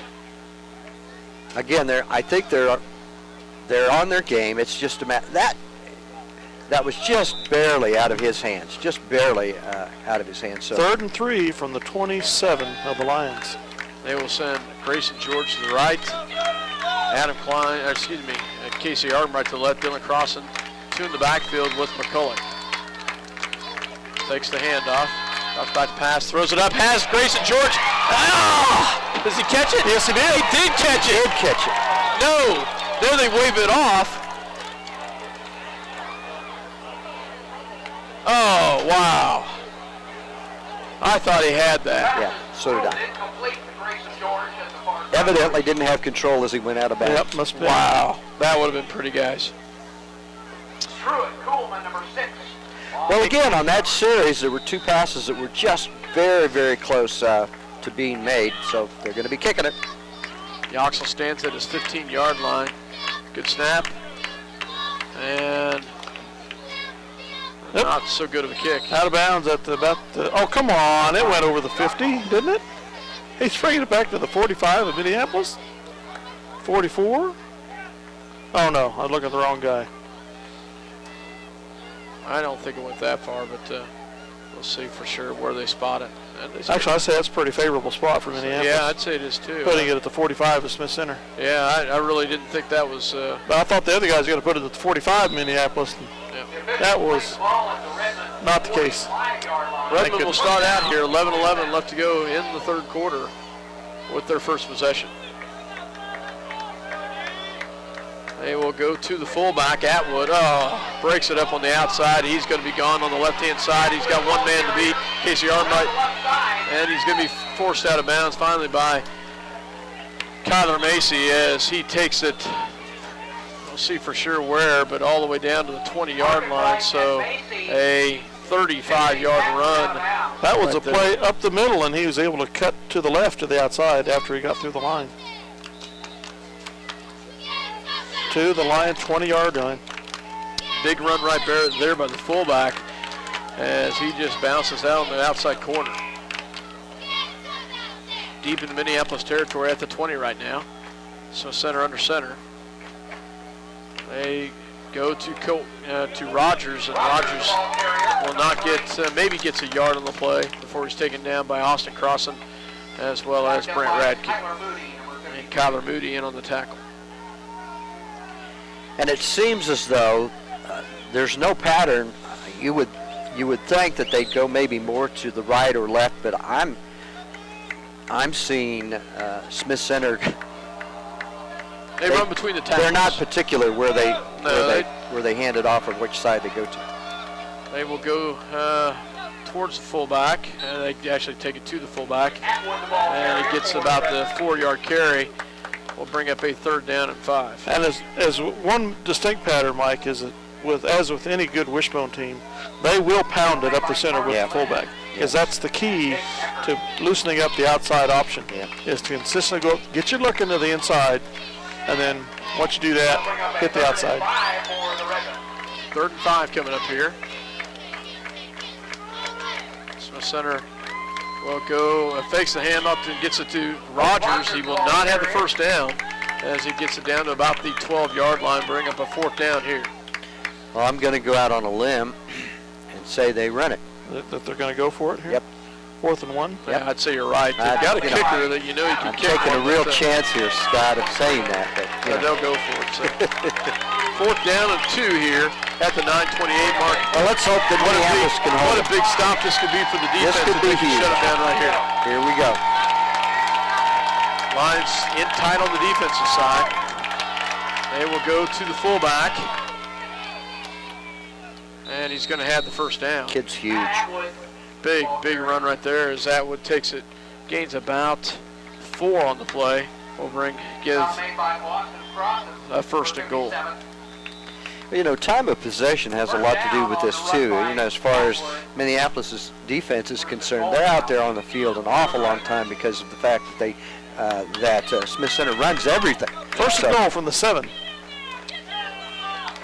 Redmond, 1st and goal here. Lions pressed in tight on defense. Fakes the handoff, goes. We're on it. And we're on it. Nice job. Did get it? Yes. And it's a touchback. That is a fumble by the Redmond, and Minneapolis will take over. That's the 2nd fumble that they've put on the ground. Into the end zone. So a killer for the Redmen. So Minneapolis will recover. They will take over at their 20. I didn't see you fell on it, but well, those turnovers has obviously helped Minneapolis. Now we've got to turn this drive into a touchdown, hopefully. Yeah, had a couple. They've had the last drive. They had a couple. They went 3 and out, but a couple good-looking passes. Yeah, the hands. they were very good passes. McCulloch in a shotgun, Klein and Eckert in the backfield. One receiver to the right, one to the left. Dylan crosses the tight end, fakes the handoff. They go to Eckert. Eckert will take it up for the first down. Nice job, Jake Eckert, as he gets about 13 on the carry. Actually, Adam Klein. Adam Klein. That's a Rooster? It was, wasn't it? Rooster with the carry as he did a great job. Great job. Nice job by the Rooster as he takes it out to... That's not a first down? 2nd and 3. Oh, a 7-yard carry. Sorry about that. Man, I thought he... Okay. I did too, guys. Nice job by the Rooster. I thought he had a first down too, guys. I was not watching very close there. He sent trips to the left, one to the right, shotgun formation. Fakes the handoff, quick pass across the middle, has it for the first down. Great slant by Grayson George. He will have the first down as he gets the 5-yard completion for the Minneapolis first down. And again, this is the way they're going to come back. If they're going to go all the way with it, it's got to be these short passes for 5 to 7 yards and a quick 3-step backs and hit your target and keep it going that way. Shotgun formation once again, trips to the left, one to the right. Eckert in the backfield, takes the handoff to Eckert, drops back, throws across, has Casey Argenbright. Oh, great job by Casey, breaks the tackle, and he's got the first down. Great catch in traffic, triple coverage on Casey Argenbright right there as he catches the pass. That will be the key right there, guys. It will is be. If we can keep continuing to get the completions and the first down, it will free up the delayed draw, and it will give us a chance with the running game as well. And they've got it going so well. You know, they really do have a pattern, and receivers are right where they need to be. That was a problem in the first half, Scott, was the fact that, you know, the receiver wasn't always exactly where they should be. Cross back pass, has pressure coming. Oh, big pressure right there, and he's going to be sacked for a loss. Wow, they set the entire house on that one, and that is a huge loss right there. They're going to give forward progress at the 36, which is good. Still a loss of 8 on the play, so -8, and that is considered a rush, so lost some yardage there as they get the sack. That blitz will kill you every time if you don't have somebody assigned to pick it up. So. Well, and if you've got one in the backfield, and that's Eckert. Yeah. And Eckert's done a great job of picking up one, but you can't pick up two or three. So. No, you can't. Macy and Eckert in the backfield with McCulloch. Grayson George, Kyler Macy, the receivers. Dylan crossing the tight end. Drops back, has some pressure coming. Throws it, rolls it. Drops and misses one. Still on his feet. Gets it to Dylan Crossan. Flips it forward, and Dylan's still on his feet. Nice job by Dylan Crossan. Short of a first down, but a great job by keeping not a huge loss. Flip pass. So it's only a 5-yard completion, guys, but that was sure pretty. Well, it was called do what you can with what you got play, because it fell apart and they were on him, and he just had enough time to get out of the pocket and toss it to somebody underhanded, as a matter of fact. It was a screenplay set up the entire time. But he had to flush out of the pocket. We don't care how it works as long as it works. 3rd and 14. Here we go. Trips to the left. One to the right. Has pressure coming again. That one's going to be picked off and taken in by number 57. I don't see who it is for sure as he takes it in for the interception, as he takes it back 40 yards for the interception and the touchdown, as number 57 right there is Nathan Cox, a sophomore, gets the 40-yard interception for a touchdown. And it was just laying for him right out there in the flat. Went right to him. Score now is 27-7 in favor of the Red Men.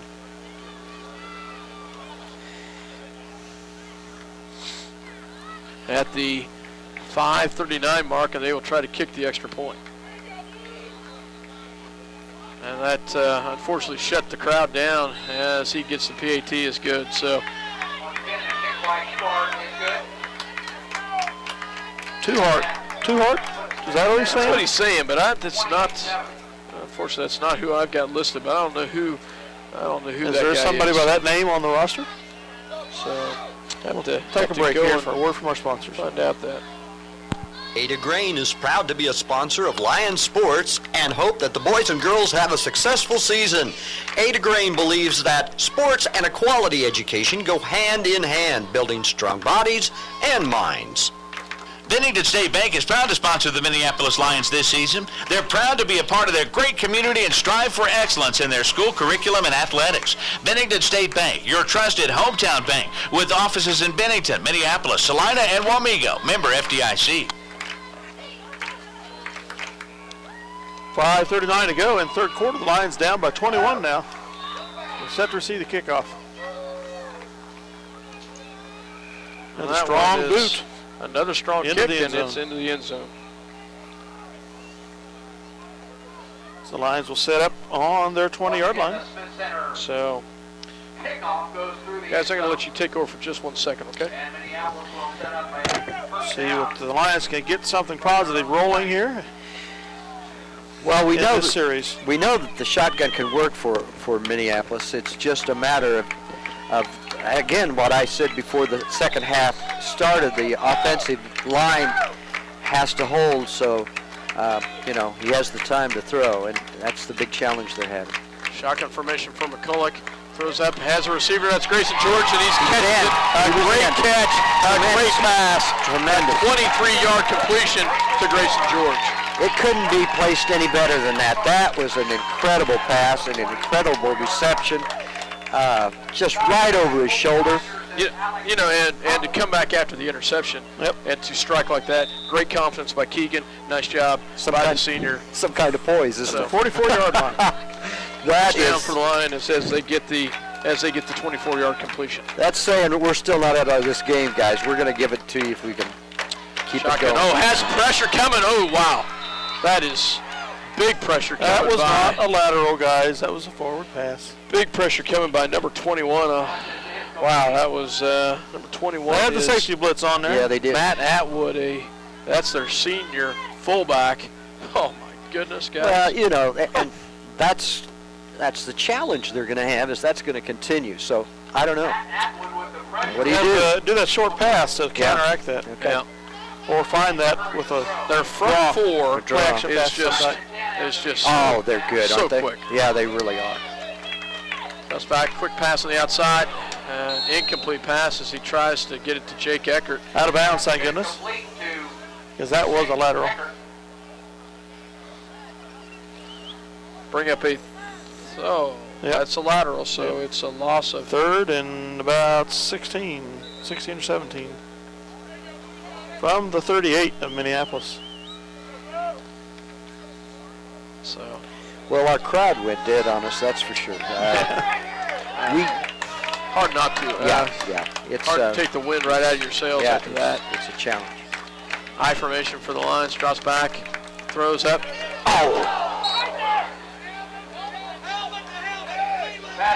That was a huge, that was a great pass to Grayson George, incomplete, but wow.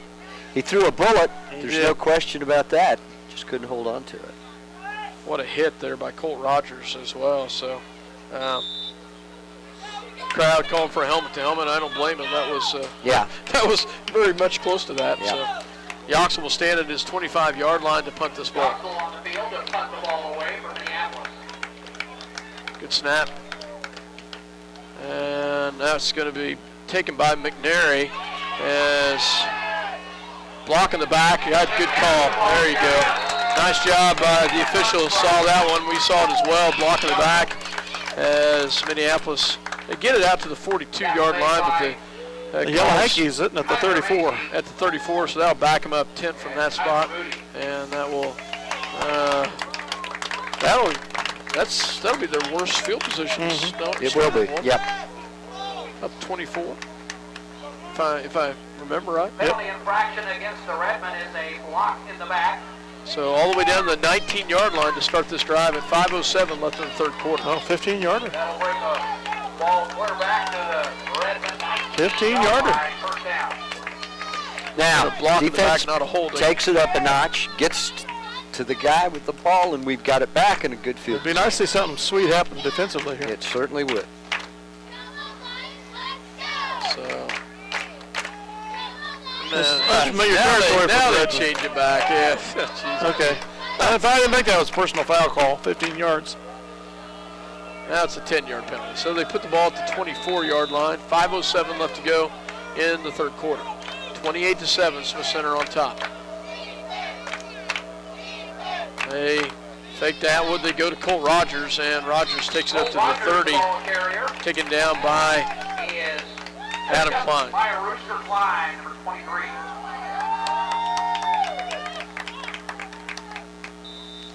To the line, or the Smith Center 30-yard line. Second and a long 4 coming up. Smith Center will go back under center at the 30, as you said. Lions tight on the defensive side. This time they fake they go to Atwood, and Atwood will be taken down at about the 30, about the 33, 34-yard line, awfully close to a first down. Should be short by a yard. Good stop. You know, the thing I'm finding a problem with is who he's handing off to. They do a great job of that. That's the thing about got to admit it. Smith's about a wishbone offense. It's hard to see who has. Are the they going to ball. measure? Of course. And I I'm think they're short by saying about a half a short. yard. Yeah, it's short. So.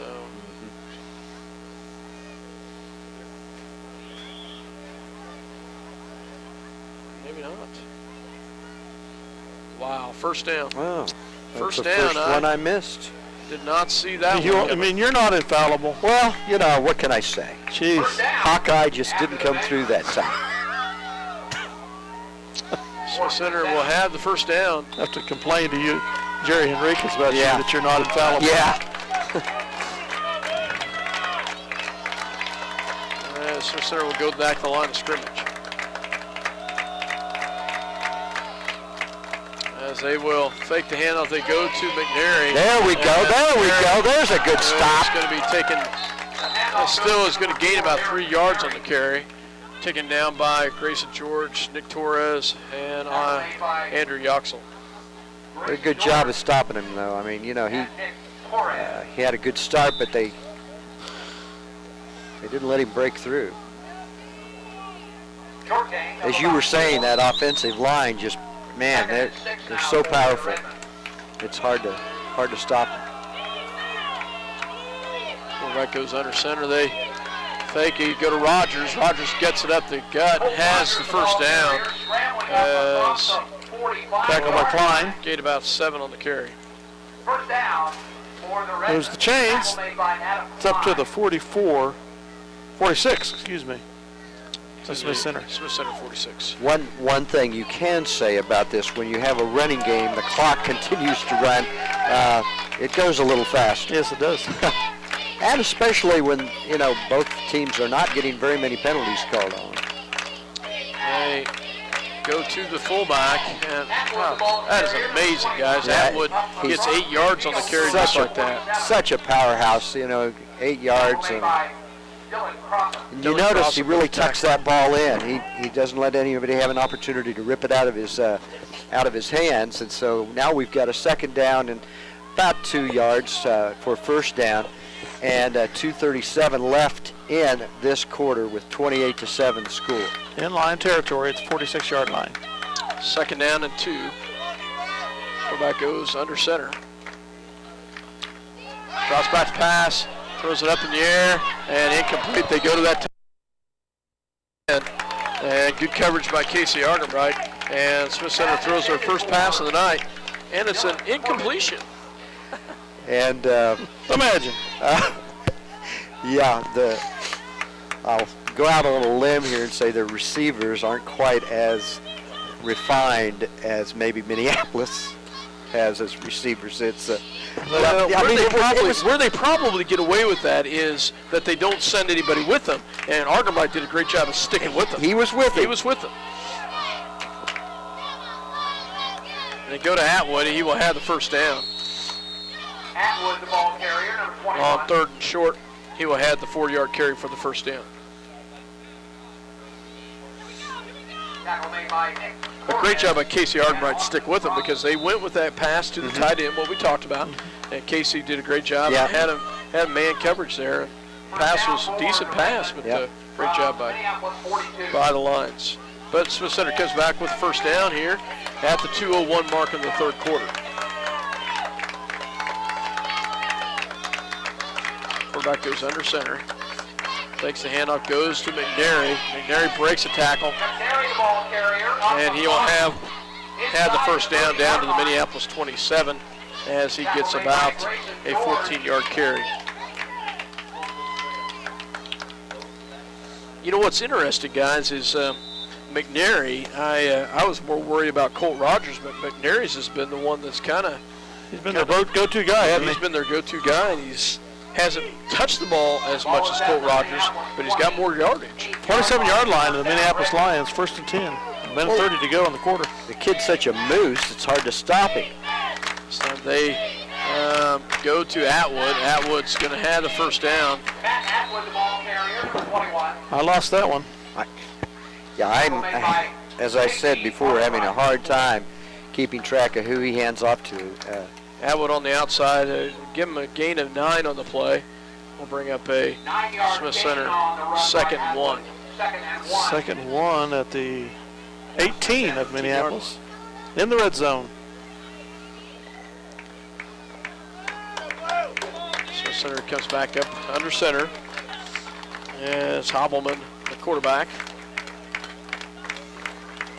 gives it to Colt Rogers. And Rogers will have the first down, but he's taken down on the outside by a barrage of Minneapolis players. We'll have out of bounds, stops the clock. a 39 7-yard seconds. carry, though. After the first down gained by Rogers. It's at the 10-yard line of the Lions. He must be inside the 10, so that they've got first and goal. First and goal. Good call. 30 seconds left in the third quarter. Come on, the Lions have it! And the Lions do have it. I'll be darned. No, they're indicating that Smith Center still has the ball. They no. did. Quarterback came up with it. Okay, I thought I saw a blue shirt I on did that for a too. second. Fumble recovery. Darn it. Second and 10. Second and 10 coming here. Actually, a loss of yardage. Mm-hmm. Loss of a yard there. Second and 11. Second and Second goal. goal from the 11. Yeah. Third quarter of this regional matchup. The Redmond 28-7 after 3 in favor of the Smith Center Redmen. One stanza to go. See if the Lions can get something turned around here and pull out the miracle of the year. We will take a break. You're listening to 910KNA.com as well as Eco Communication Channel 8. Let's make it delicious. Let's make it fast. Let's make it a meal from KT's in downtown Minneapolis. KT's, home of the almost world-famous hamburger. KT's wishes the Lions best wishes during the upcoming season. Farm Bureau's wide range of insurance and financial products help protect what's most important, your family, auto, home, and other possessions. Call your Farm Bureau Financial Services agent in Minneapolis, George Dressy. Farm Bureau Life Insurance Company, Farm Bureau Mutual Insurance Company. The Minneapolis Junior Senior High School Lionbackers are proud to continue their long-term support of the broadcast to the Lions games. Join them as they support student activities and the teachers of Minneapolis Junior Senior High School. Go Lions, we're with you all the way. Where do you go when you need groceries? Jeans IGA, of course. Jeans is proud to be a sponsor of Minneapolis sports and hopes that you will encourage your children to be as competitive in the classroom as they are in sports. Jeans IGA, a proud sponsor of today's game. Welcome back. Yeah, welcome back to Minneapolis as crowd trying to get in here as the moms are cheering on. Is trying to get the student section to throw in some spirit here as Smith Center will have second and goal from the 11. As we start the fourth quarter, 28-7, Smith Center with the lead. As Mike Perry, a friend of ours, came over and gave us a stat, 21 first downs for the Redmen tonight. And Smith Center will go back to the line of scrimmage. I'll give you another one in a second. They go back to Colt Rogers on the outside, and nice defense by the Lions as he will get to about the 9-yard line. Oh, wow. Give him more than that. More like the 7. Gain of 4 on the play. Third and goal from the 7. Only the 6th time that the quarterback, Hobelman, has thrown a pass this year. So, doesn't surprise us. 11:28 left to go in the fourth quarter. Hobelman under center. They go to quarterback keeps it. Yep. Hobelman keeps it, and he runs it in for the 8-yard touchdown as gets the touchdown as at the 11:18 mark to increase the lead. 34-7 the score now, 11:18 to go in the game. So in the fourth quarter, the Redmonds increase the lead as they will try to kick the extra point. As ball's down, kick is up, and it is good. So that increases the lead to 35-7.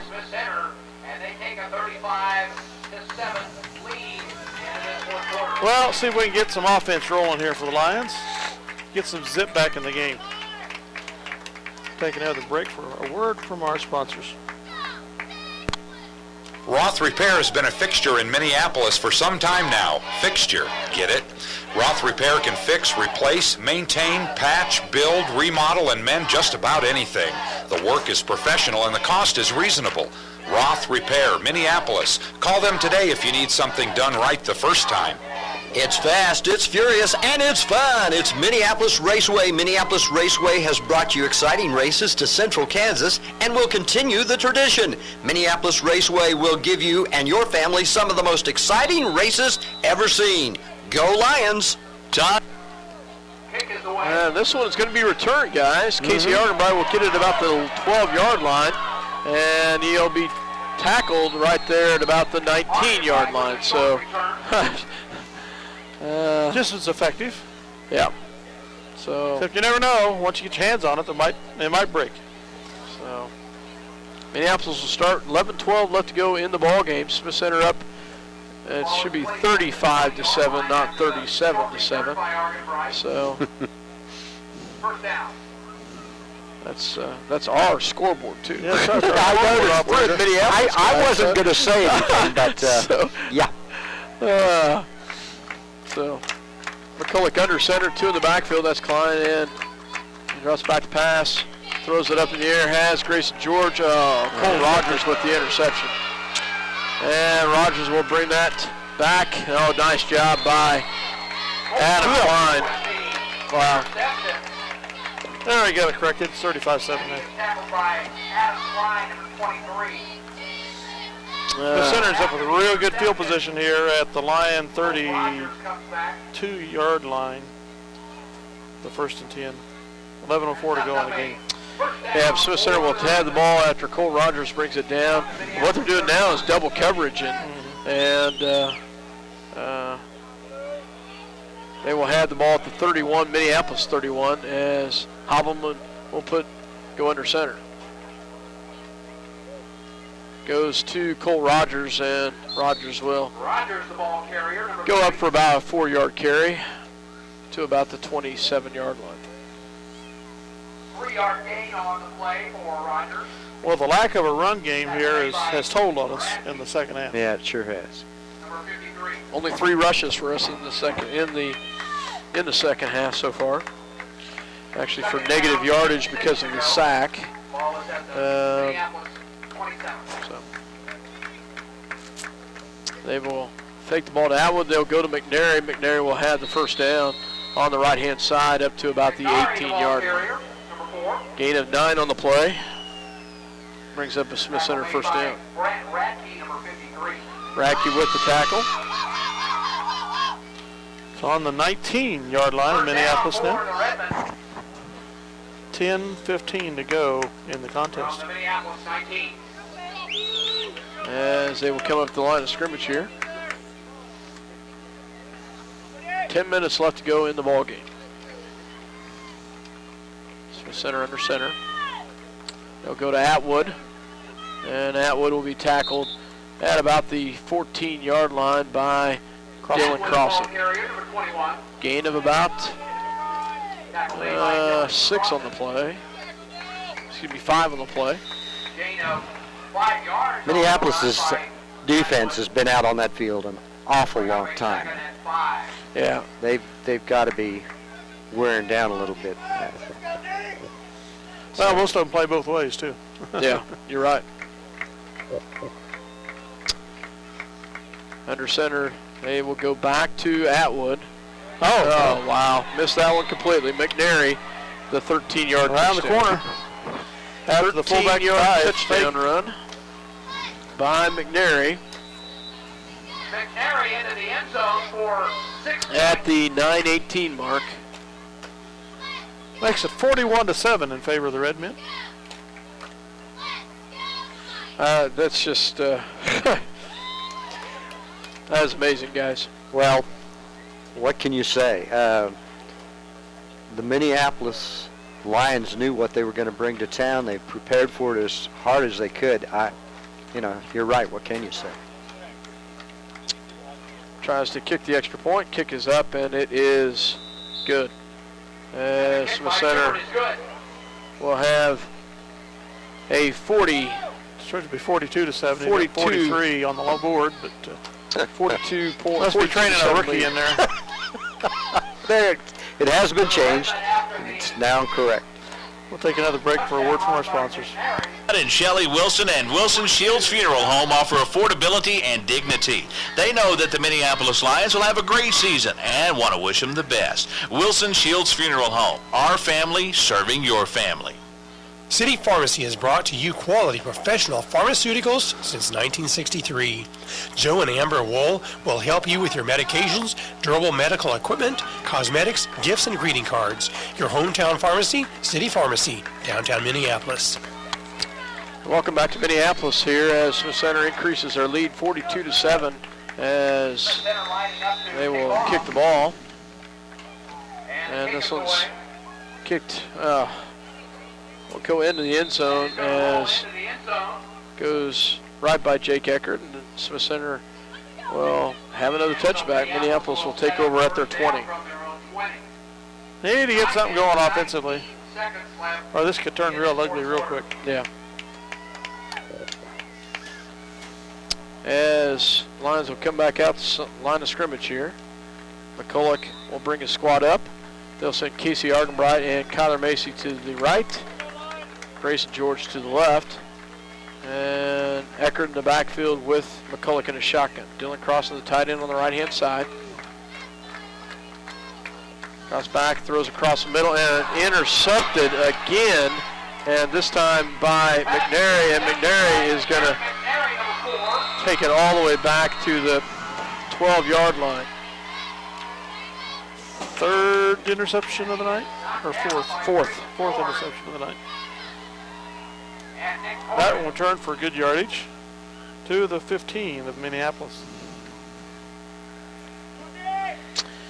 So Smith Center will have it in the red zone here at the 9:08 mark, and knocking on the door again. So we'll come back to the line of scrimmage here. They will hand the ball off to Cole Rogers, and Rogers hurdles Adam Klein and takes it down to the 10-yard line. 2nd and 5 coming up. So, you know, you and I were talking about Zach Eaton, the junior for used to be at Bennington. He doesn't play. Transfer rule, he can't until second semester. Can't. Okay. Other than junior varsity. Okay. Wrestling is what they brought him there for. Yeah. So, that's going to be in for a touchdown. No. On about the half-yard line. As Atwood gets the 9-yard carry.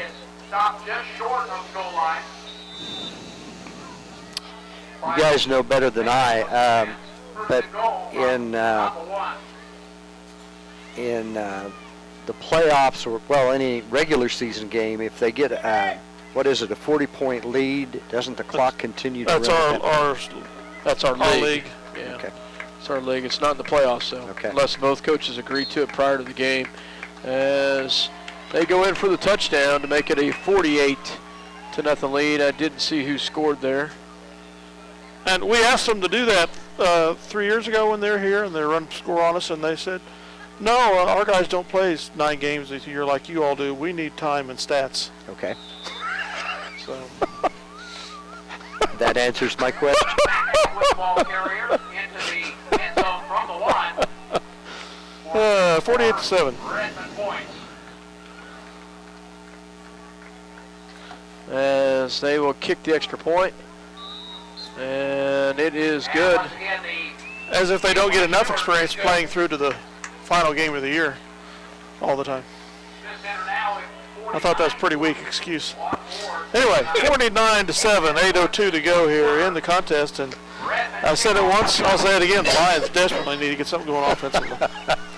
We'll be back. If you're searching for the right insurance to fit your needs, look no further. The Scott Osherman Agency is the place to go. American Family Insurance has been providing security and peace of mind for over 80 years. Call the Scott Osherman Agency in Minneapolis, your American Family Insurance agent. At Robertson Monument, they believe that supporting community activities are very important. That's why they're sponsors of Lions Sports. Minneapolis is a great town to live in, and Robertson Monument hopes you make it to as many games as possible. Welcome back as Smith Center will kick and will go into the end zone again. And a high moving kick goes into the end zone. Will be a place at the 20. Officials will bring the ball out to the 20. So First down, McCulloch will bring his squad back out here. McCulloch has last 2 passes been interceptions. It's got to be weighing on him a little bit in his head. He's got to just shake it out and just Keep going. It's not well. It's not as if they haven't thrown it before. You know, you just keep going. Get better. Shotgun formation. Klein and Eckert in the backfield. They will go to Adam Klein. Adam Klein, ball carrier. As he will get about 3 yards on the carry. 2nd and 7 coming up from the Lion 23. Gain of about 3 yards on the run. 7:42 left to go in the ball game. 49-7. As they will send Grayson George to the right, Casey Armbright and Kyler Mason to the left. Shotgun formation for McCulloch. Fakes the handoff, drops back, throws up and intercepted again. Triple coverage. Man, triple coverage right there. I saw that coming all the way. He should have either dumped it over the sideline or something, but he was trying to force that pass. That's all there is to it. It was, you know.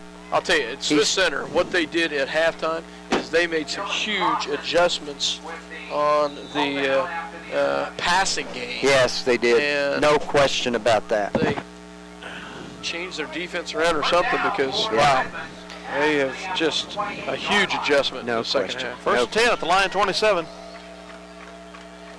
Well, and that's why they've got the record they have. I mean, you know, these kids play the same kind of game every year for let's face an exceptional coach and exceptional program. Yeah, great program. So, you know, what can you say?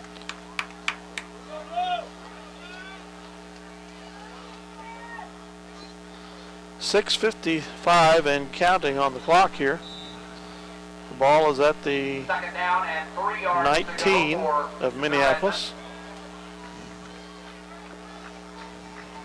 2nd and 2 coming up.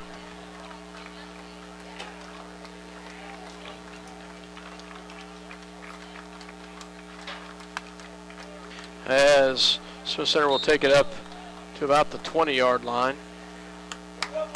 Now, a question for you guys, because I have not seen either one of these teams play, but has Smith Center continued to keep their first pretty much. liners? Yeah. So, I probably will till the last 2 or 3 minutes. They just brought Cole Rogers out, so Rogers is out. They've got a different halfback in there, number 6, but so and that's a touchdown. Touchdown on the outside, number so 4. 15-yard touchdown right there. So makes it 55-7 here. They make us pay on capitalizing on probably 4 interceptions here in this half. Yep. If not without a direct touchdown off the interception followed shortly thereafter. So at the 6-minute mark, Smith Center increases the lead to 55-7.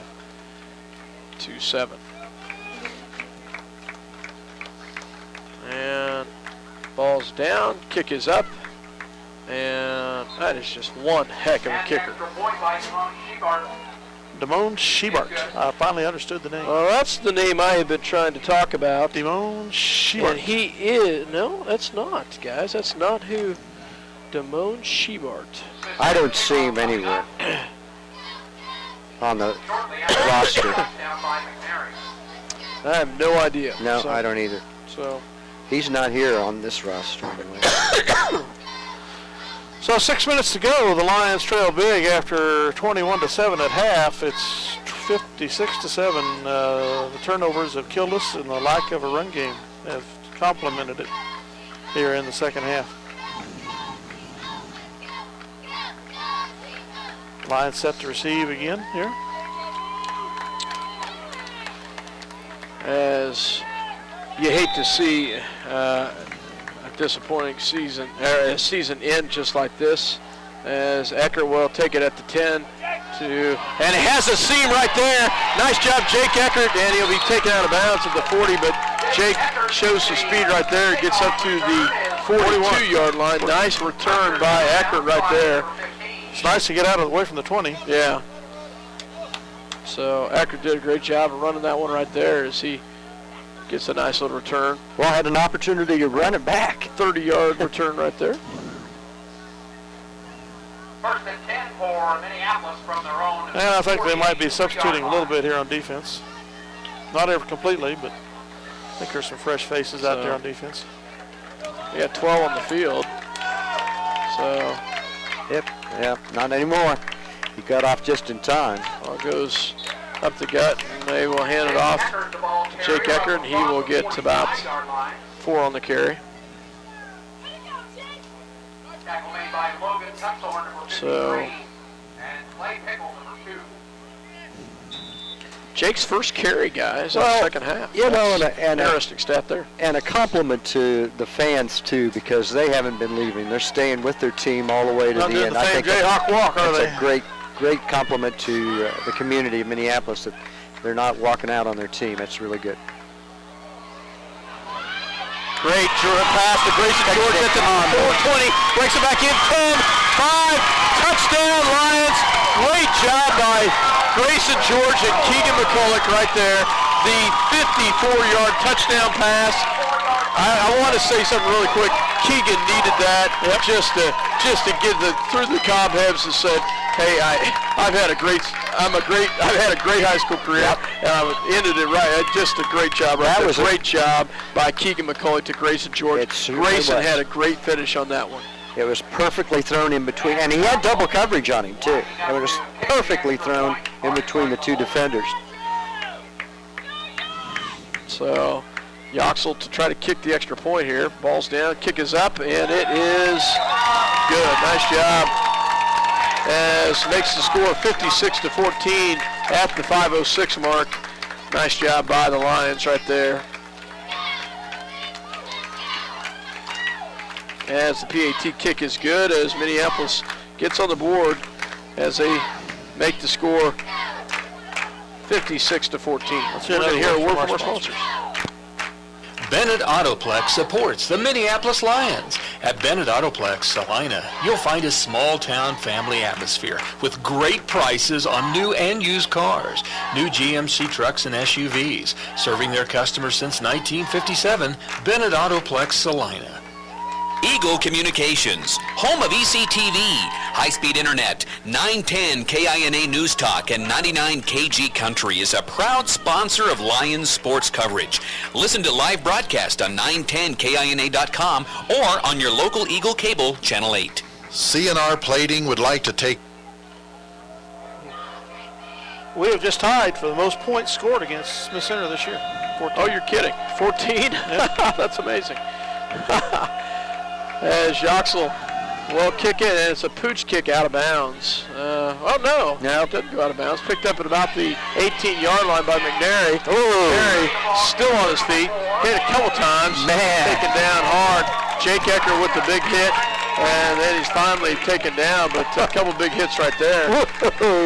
So that's that. They beat Norton by a score of 20-14. 20-14 was Norton. Mm-hmm. And Phillipsburg scored 12 on them. Colby scored 12. Ellis scored 10. I'll be darned. So what do they score point-wise against everyone else?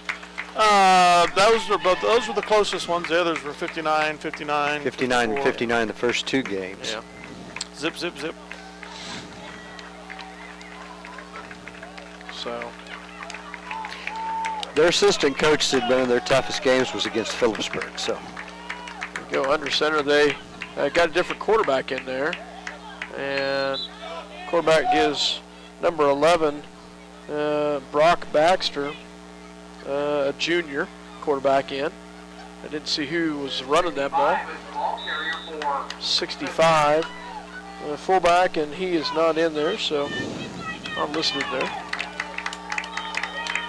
Clock is at 4:34 and running.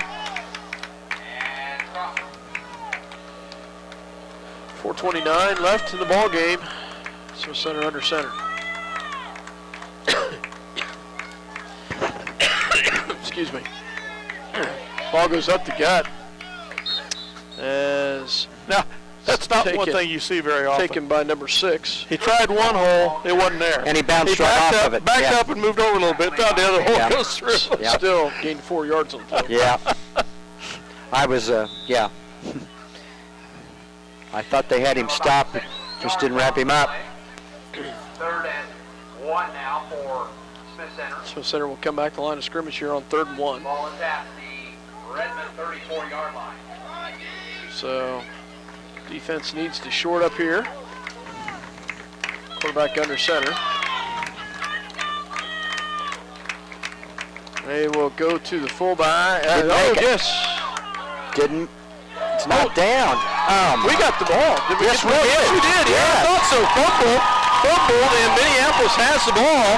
And I thought that was the case, as Minneapolis will have it.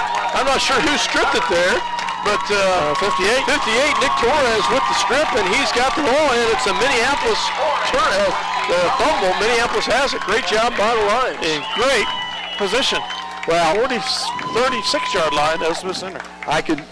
Until you guys mentioned it, I didn't realize that, yeah, your offense and defense is pretty much the same players. And, boy, I tell you, they must be in great condition to go all the way like they do. But they didn't change too many people out except for the quarterback.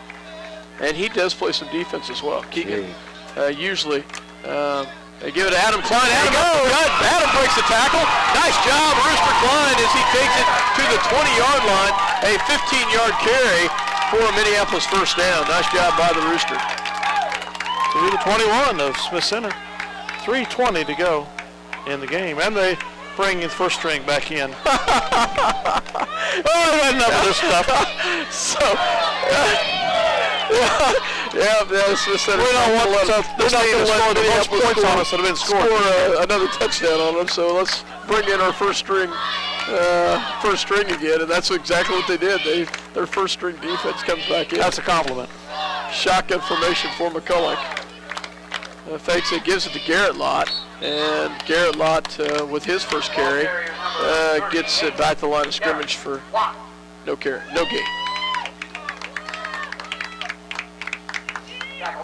As Garrett Lott gets his first carry of the night, as we'll bring up a second down. 2:30 and running to here in the final stanza. 56-14, the Lions knocking on the door at the 22. Smith Center. I formation for the Lions. Lott and Eckert in the backfield. They'll pitch to Eckert, and wow. Nothing doing there, as they will lose about 7 of them. Yeah, the running game just is not happening for Not against that Minneapolis. first string off defense. Lost back to the Lost about 27 of Minneapolis. Brings up 3rd and 17 or so. Yep. I'm going to say 3rd and 16. Minute 47 left to go in the ball game. 56-14. Shotgun formation for McCulloch. Drops back pass, has pressure coming, throws it up top, goes to Casey Argenbright, and just over the top of him. Has a ton of pressure coming. In the double coverage.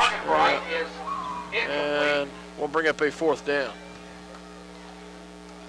So. they're going to kick it. They're going to kick. They're going to try to kick. I was just thinking, you know, it might be worth a field goal attempt here to kick a field goal here. be the most team that scored the most points against Smith Let's Center. see if Yoxel's going to try to kick the field goal here. It'll be a long one. From the 27 plus 17 to be a 44-yarder. A 44-yard field goal attempt for Yoxel. And he's kicked a 43 in junior high. Really? Yep. His wind aided.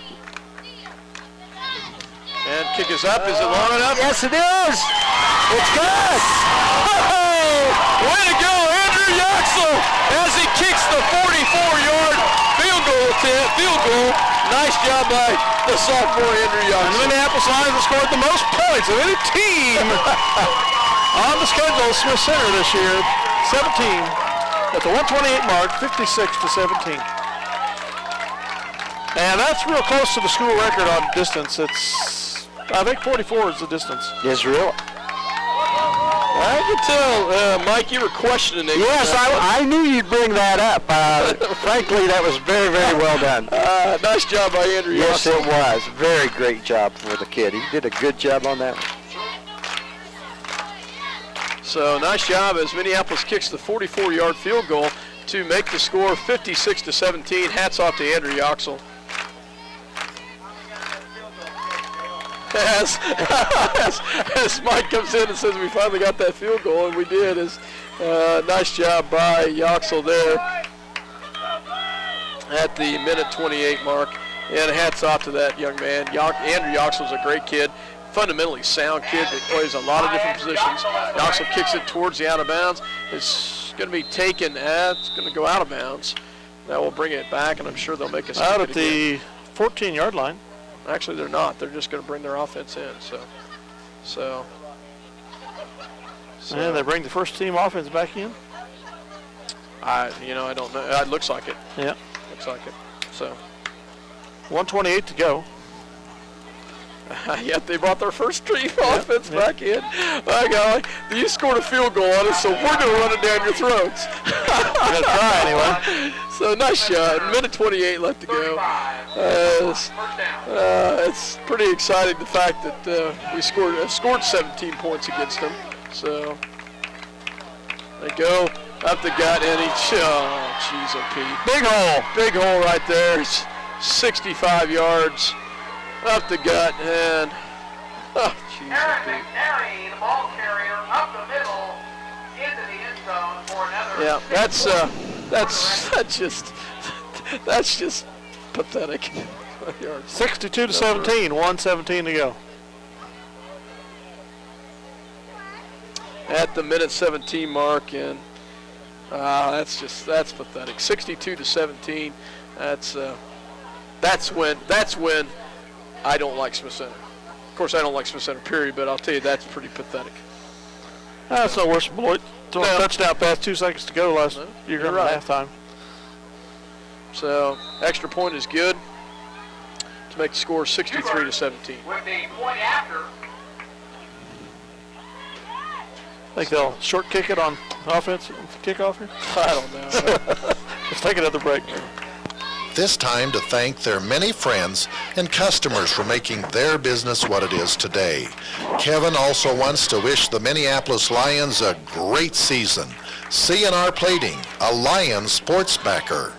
The State Bank of Delphus and the Ottawa County Bank in Minneapolis are locally owned community banks, committed to making your banking experience as easy and personal as possible. Member FDIC, equal housing lender. Welcome back to Minneapolis, and 63-17 as Smith Center had put their second string in, and we scored against them. So he turns around and puts his first string back in to score the long touchdown, and then they will kick it through the end zone, into the end zone, and be interesting to see how far that kid can kick a field goal from. Yeah, wouldn't it? He's got to be equally as good as Andrew Yoxel. Oh, yeah. No doubt. So. If he has the accuracy. Yeah. Minute 17, Minneapolis will take over at the 20-yard line. He's got the power. So.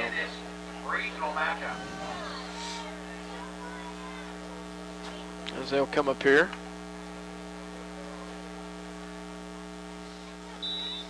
Shotgun formation for McCulloch as they put their, looks like their first, nope, they put their second string back in. They will get the ball up the gut as gain of about 2 on the play. Well, that was real civil of them, wasn't it? So 1 yard carry for Jake Eckert. After the ball carrier, he's tackled by number 62, Zach Burton.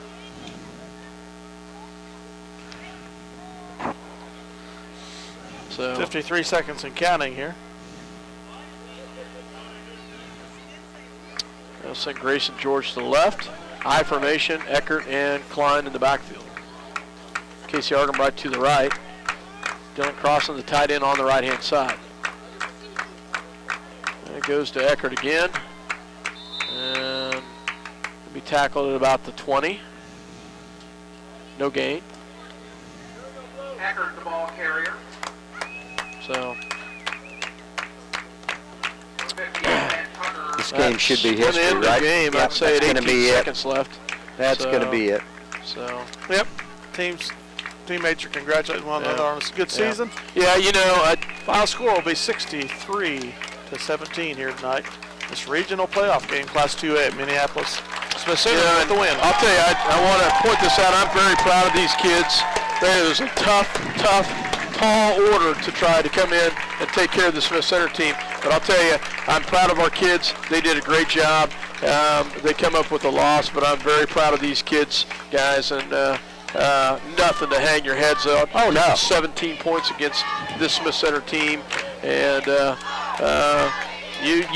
Dale, you say they will lose before they get to this. They will not make the state title game But this year. I'll tell you, Dale, they until somebody knocks them off, they're still. That's right. They're still the five-time defending state champion. So they increased their win streak to 77 as Smith Center will come away with the victory and move on to play Meade, and Minneapolis will end their season.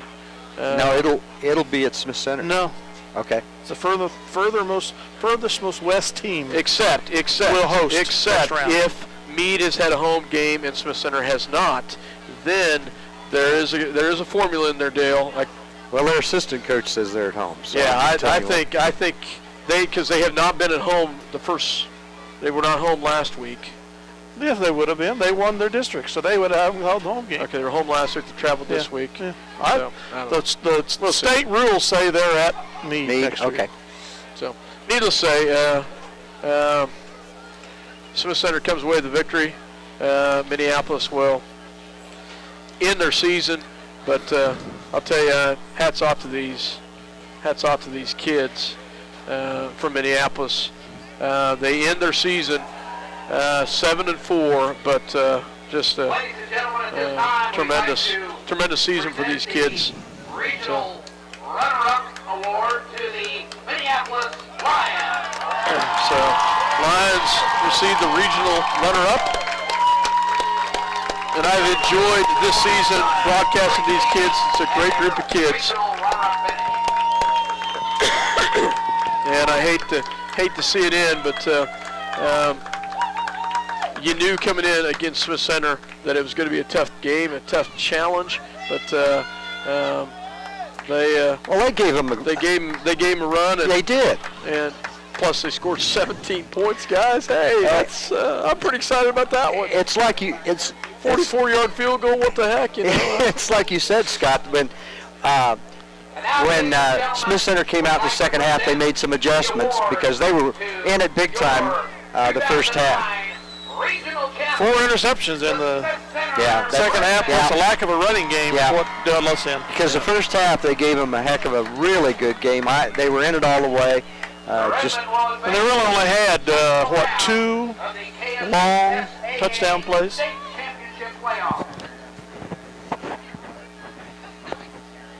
Wasn't that it? I think so. Really had 2 long touchdown plays. Correct. All the rest of them were long drives. Yeah. You know, we made it work for it. Absolutely, and defense held as long as they possibly could. But after you have that many running plays against you, sooner or later it's going to take its toll. Well, and unfortunately, Keegan, we gave him a short field on 4 drives, 3 drives. One of them was taken back for a touchdown. One of them was taken back for a touchdown.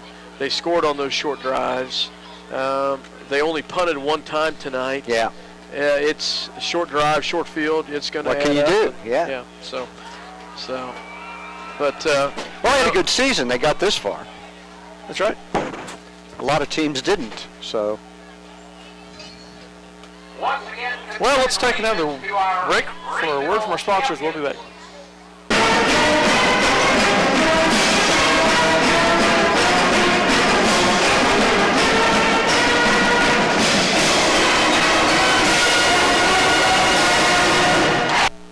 Welcome back to Minneapolis. First of all, I want to say thanks to Mike Farmer for helping us out tonight as Minneapolis loses tonight against the Smith Center Redmond 63-17.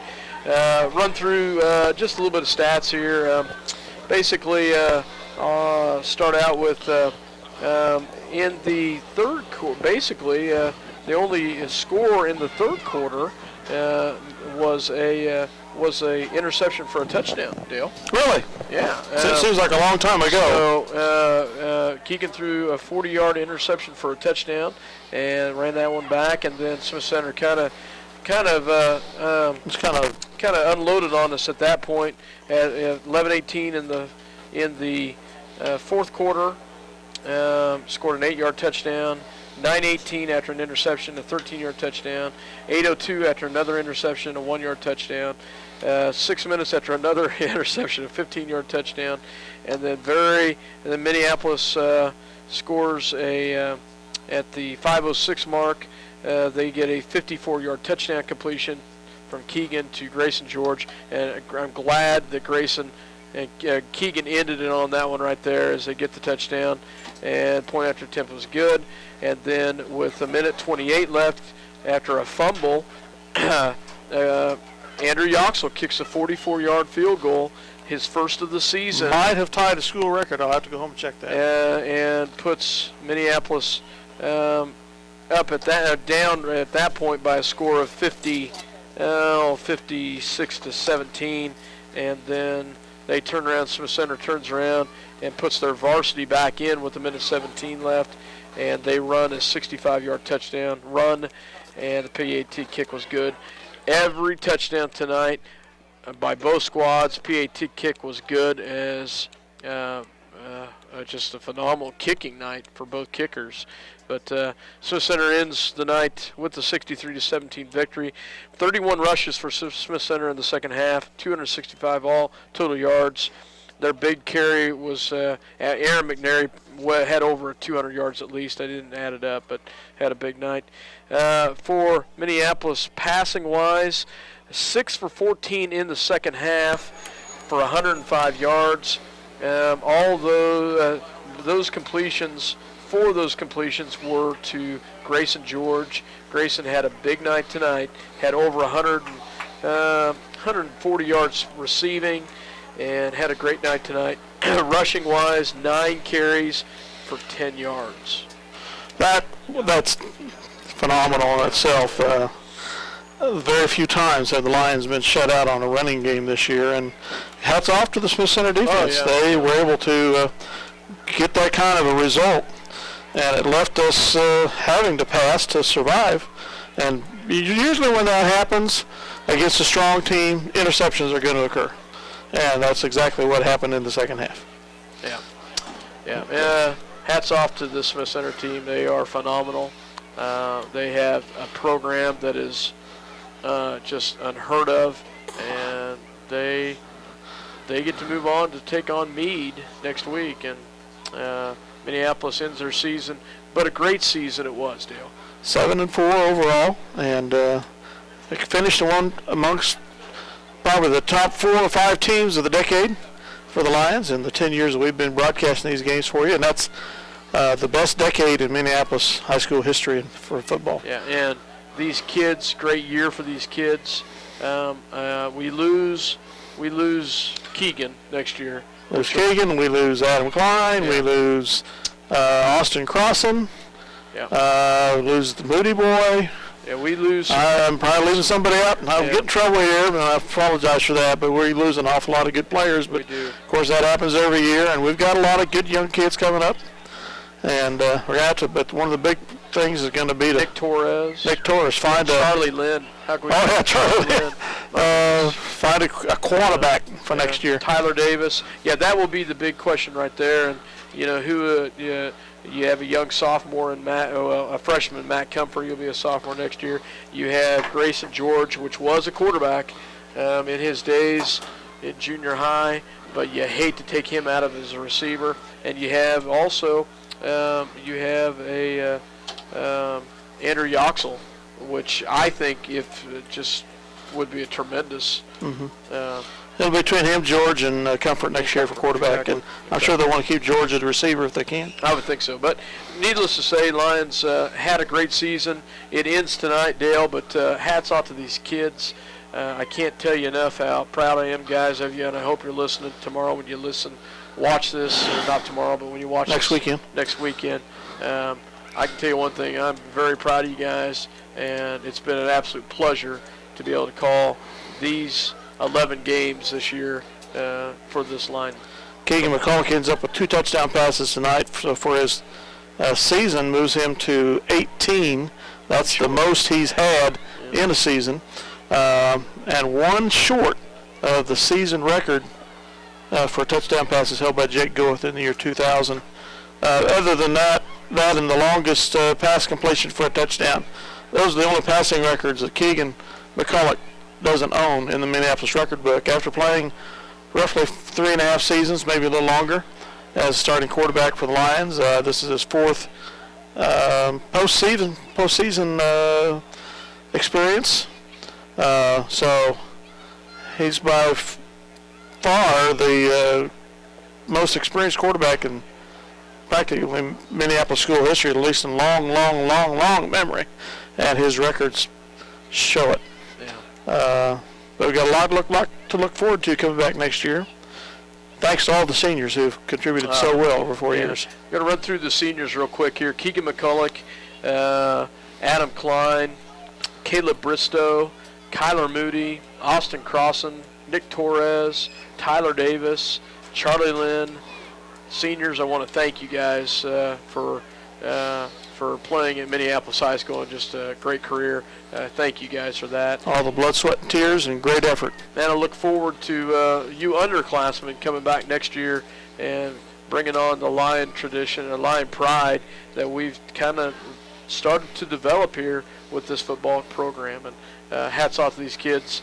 Special thanks to the parents, to the sponsors throughout the year that have put us on. And Dale, you and I unfortunately have a break now. Not much. A couple weeks. Well, yes and no. Next season, junior high basketball annual tournament starts, and next week, the school play. Well, I have a little break. You have a little break. I have a little break. First varsity basketball tournament won't be till December. Well, won't be till December, so I have a little break. But you're right, Dale. Now you could, if you want. I won't be here for the grade school performance of the Veterans Day program next Thursday. If you want to run the camera. My daughter's in it. I know. What kind of excuse is that? You seen me do the video. I tried to do video and play-by-play early in the year. No play-by-play. No play-by-play. All you have to do is shoot. I didn't do so well on that one. So, special thanks to also to the coaches. Yes. I want to just to Jerry Meck, Jeff Giles, John Darrow, Matt Smith, as well as all the support staff that is involved here. Hats off to this Minneapolis squad. I hate to see the season end, and I hate to see these seniors. It always has to end sometime. It does. As Sacred Heart said, the coach said, well, hey, we won the last game of the year for once when we won the 9th game, in their 9th game to finish the season. And so that's always nice when every other year you lose in the playoffs, But it's nice to be able to go to the playoffs and win a game and start to advance in. And, hey, we got a big thing next year, district with Beloit and Smith Center. Yeah, we will see them so again. We're going to have to learn how to strap up our shoes here and play big. We will see Smith Center again for the next 2 years as they move to 3A and we move to 3A. So unfortunately, we will see them again come next year. So we'll see you in basketball season in about 3 weeks, 3 to 4 weeks, I guess. Otherwise, Scott's going to have a break, and I'll continue on. Well, Dale, thank you very much for a great season. Thank you for letting me be a part of it, and I appreciate it, buddy. I greatly appreciate it. Thank you to all the folks that have helped us, Mike Perry, Mike Farmer, Dave Rupert, Lyle Davidson. Guys, we greatly appreciate that as well. And don't forget, folks. You can always step up to the plate and help us out. Absolutely. Mike Perry, and myself and Dale will be here for basketball. But if you're interested, we would love to have you. But need somebody to work with wrestling. Hint, hint, hint. Yes, absolutely. Need somebody to at least film. So thanks again, folks, and we'll look forward to having you in basketball season. Thanks for having us in your home all year here in football. Yeah. Good night from Minneapolis.